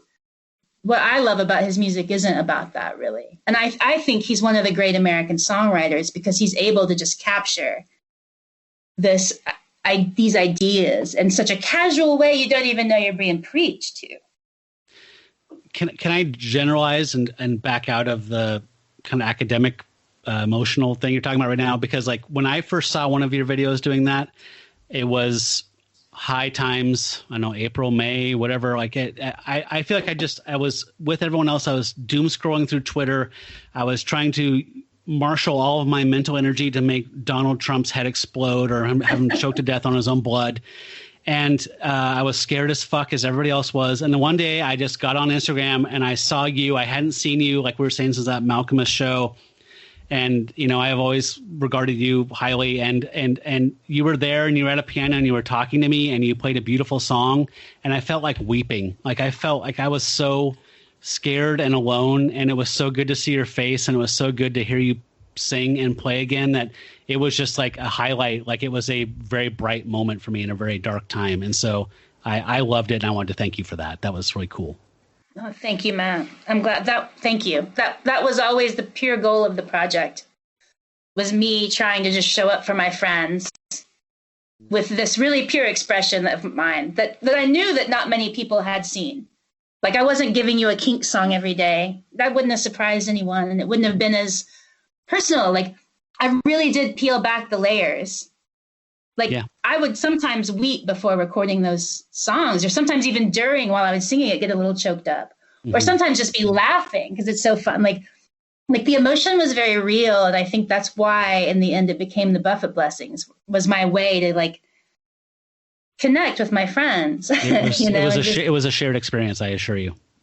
Excellent. I loved it. So and it was so important. And I know, I mean, you've played a lot of big shows. I mean, I know with Wild Flag, you played gigantic festivals. You played that festival in Mexico for, I don't know how many thousands of people. Like just, you've played crazy huge shows and done all these different things. But I almost feel like that whole project was one of the greatest things you ever accomplished, because it was so real and personal and private. And you shared that with people, like Matt was saying, when all of us were just losing our fucking minds. And yeah, it was so effective and so impressive, especially just, you know, because I mean, I've always thought of you as just like this measure of what is cool. And it's just like, oh, well, if Rebecca thinks it's cool, then it's probably cool. You know, like I've been able to kind of, you know, fall back on that sentiment for most of our friendship, because, you know, you like really cool shit. You're just a super cool person. Oh. And so for you to do this thing that makes me just be like, wait a sec. No, this is Jimmy Buffett. Like that Jimmy Buffett. And then, like Matt was saying, to kind of strip away all of that. And I think it's a perfect example for the Granddaddy software slump on a wooden piano, which, it's exactly which is so that. Amazing. It is so amazing. And for some of the same reasons, the nostalgia mixed in with the rawness. Well, I also think it's like that project in a way, like what you did shouldn't work on paper. Like, and just like with Software Slump on a wooden piano, you wouldn't be like, oh, this guy's going to re-record his greatest album 20 years later. When you hear that sentence, you're like, oh, this is going to be shit. This is going to be terrible. It's like what Cat Stevens did 2 years ago and just decided to totally re-record Tea for the Tillerman, you know, because it wasn't good enough. And so isn't it shocking when you accidentally hit on the wrong version sometimes when you're trying to listen to some Cat Stevens? You're like, oh, that's not the one. Can I just tell you a little aside? So my mom, you know, after my dad died, she got herself a record player, and she's like, I'm going to play records at night when I get sad. And she started texting me. She's like, I ordered the record Tea for the Tillerman off Amazon and I got it and it wasn't the same record. And I was like, oh my God, Mom, you bought the re-record. I'm so sorry. And she was like, it's the worst thing I've ever heard. Like it actually made her angry. Yeah, and I was just like, yeah, that's the perfect response to that. but yeah, so when someone re-records their greatest work, it should end up like that. Like it should be shit. But yeah, Jason re-recording Software Slump, my God, it's just so beautiful and perfect. It is. It totally made the record that all of us have listened to 1,000 times. Yes. And it's like to hear it like that was so amazing. And yeah, I think it's the exact same thing. Yeah, I mean, I'm honored by that comparison. Yeah, you should be, because both are true, and both are bold statements, and they're both accurate.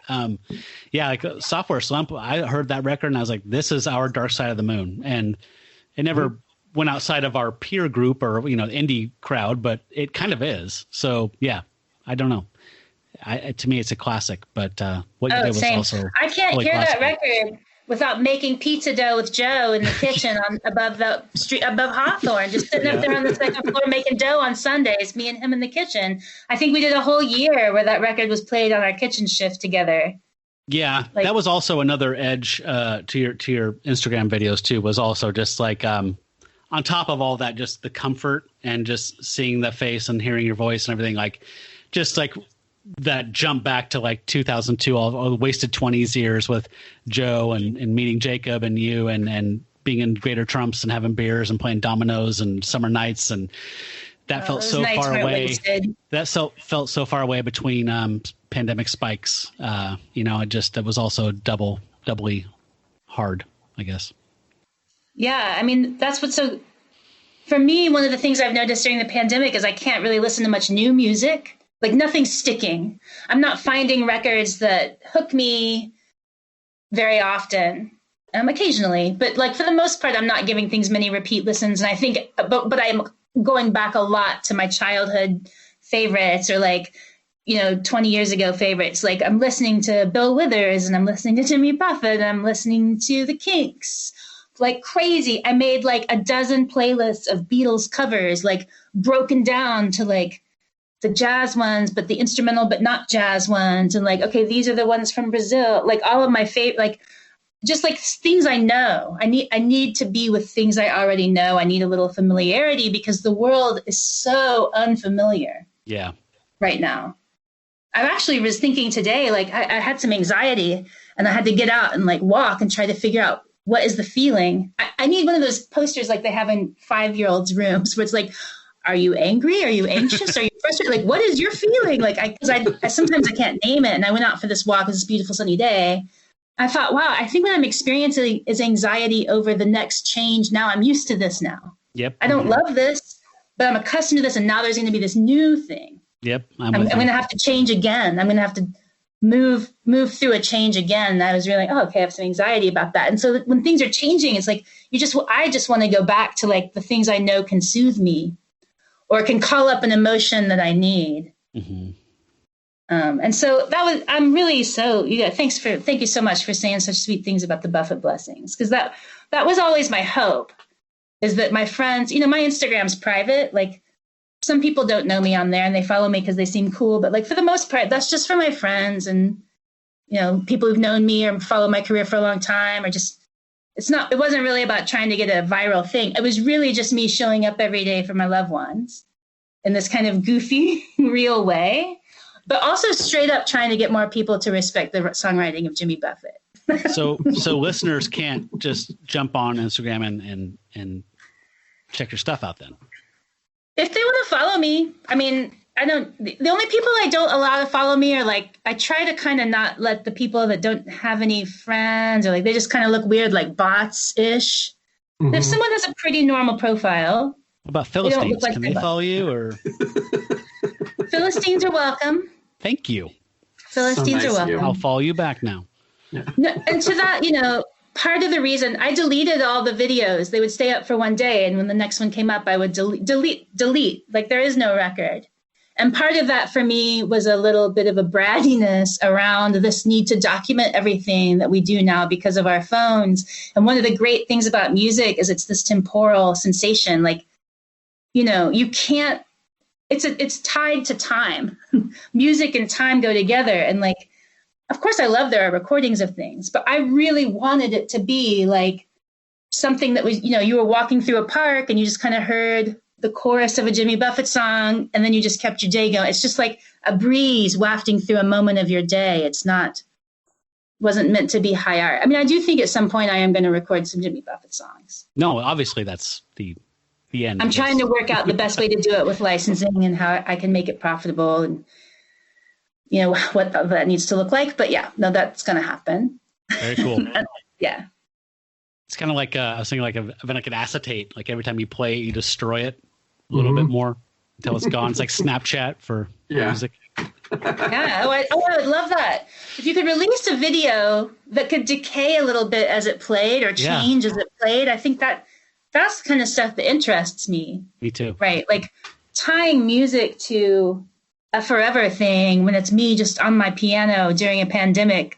Like I wasn't trying to necessarily. But I just wanted it to be a blast of something. Yeah, I love the ephemera like that. Yeah, just exactly. It is and I do time. love the ephemera. Yeah. Very cool, man. They're a little vintage postcard from me.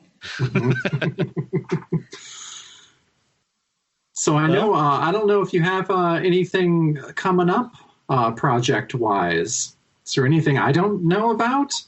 Well, I don't think so. All live shows are still TBD, at least the ones that I was hoping to get to play last summer. I am still working on I am working on a pretty big project that I'm going to put up on Bandcamp this year sometime, but I would say I'm only like maybe halfway or 3/4 done.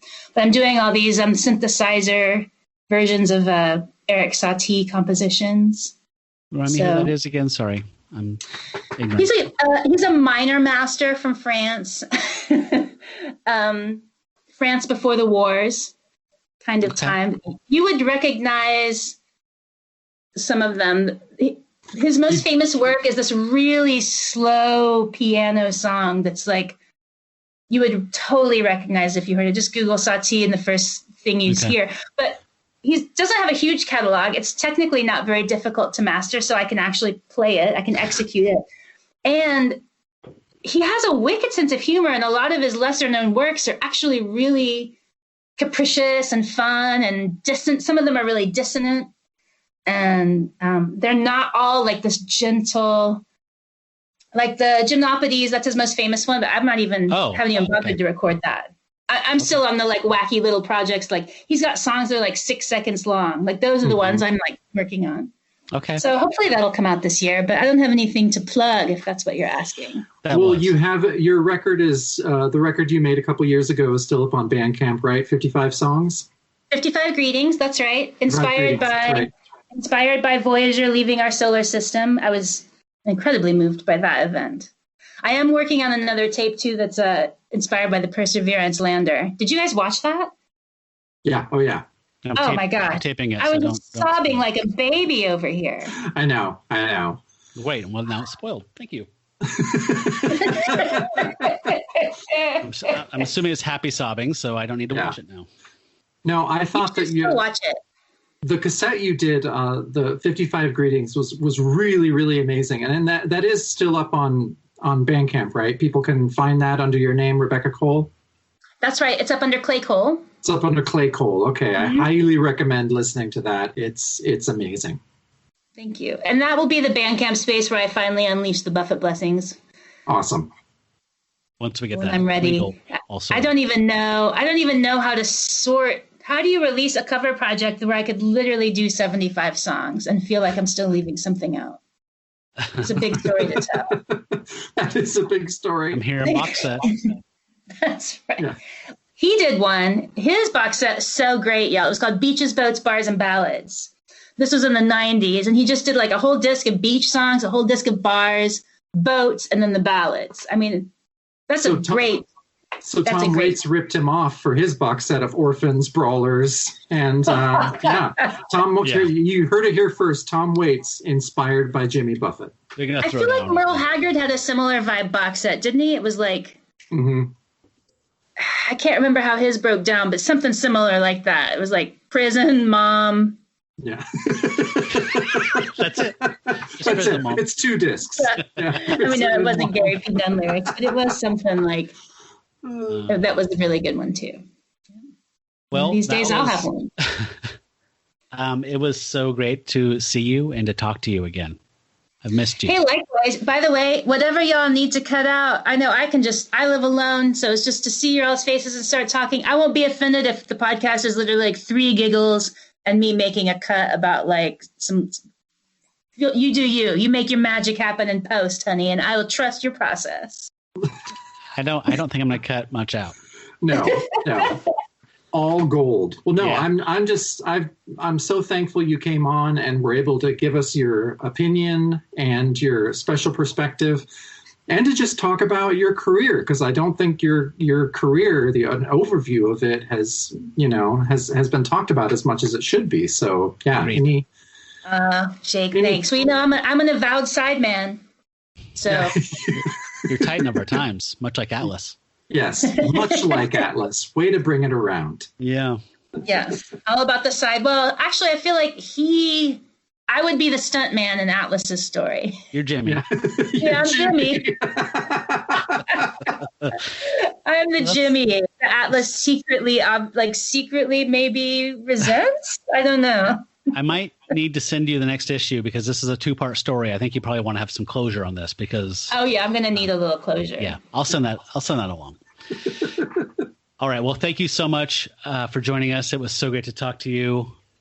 What else, Jacob? Gosh, I just think, next week it's just going to be the two of us, and we're going to be discussing the second part to the Atlas story. And where can people correspond with us, Matt? They can write us an email at werewolfbynightpodcast@gmail.com. They can find us on Instagram at Werewolf by Night Podcast, separated by underscores, or on Twitter at Werewolf Podcast. We'd love to hear from you. So next week we'll be back for Werewolf by Night number 23, part 2 of the Atlas story. Thanks for listening, everybody. Thank you, Rebecca. Thanks, y'all. Till we meet again, neath the full moon, furry ones. Here's howling at you.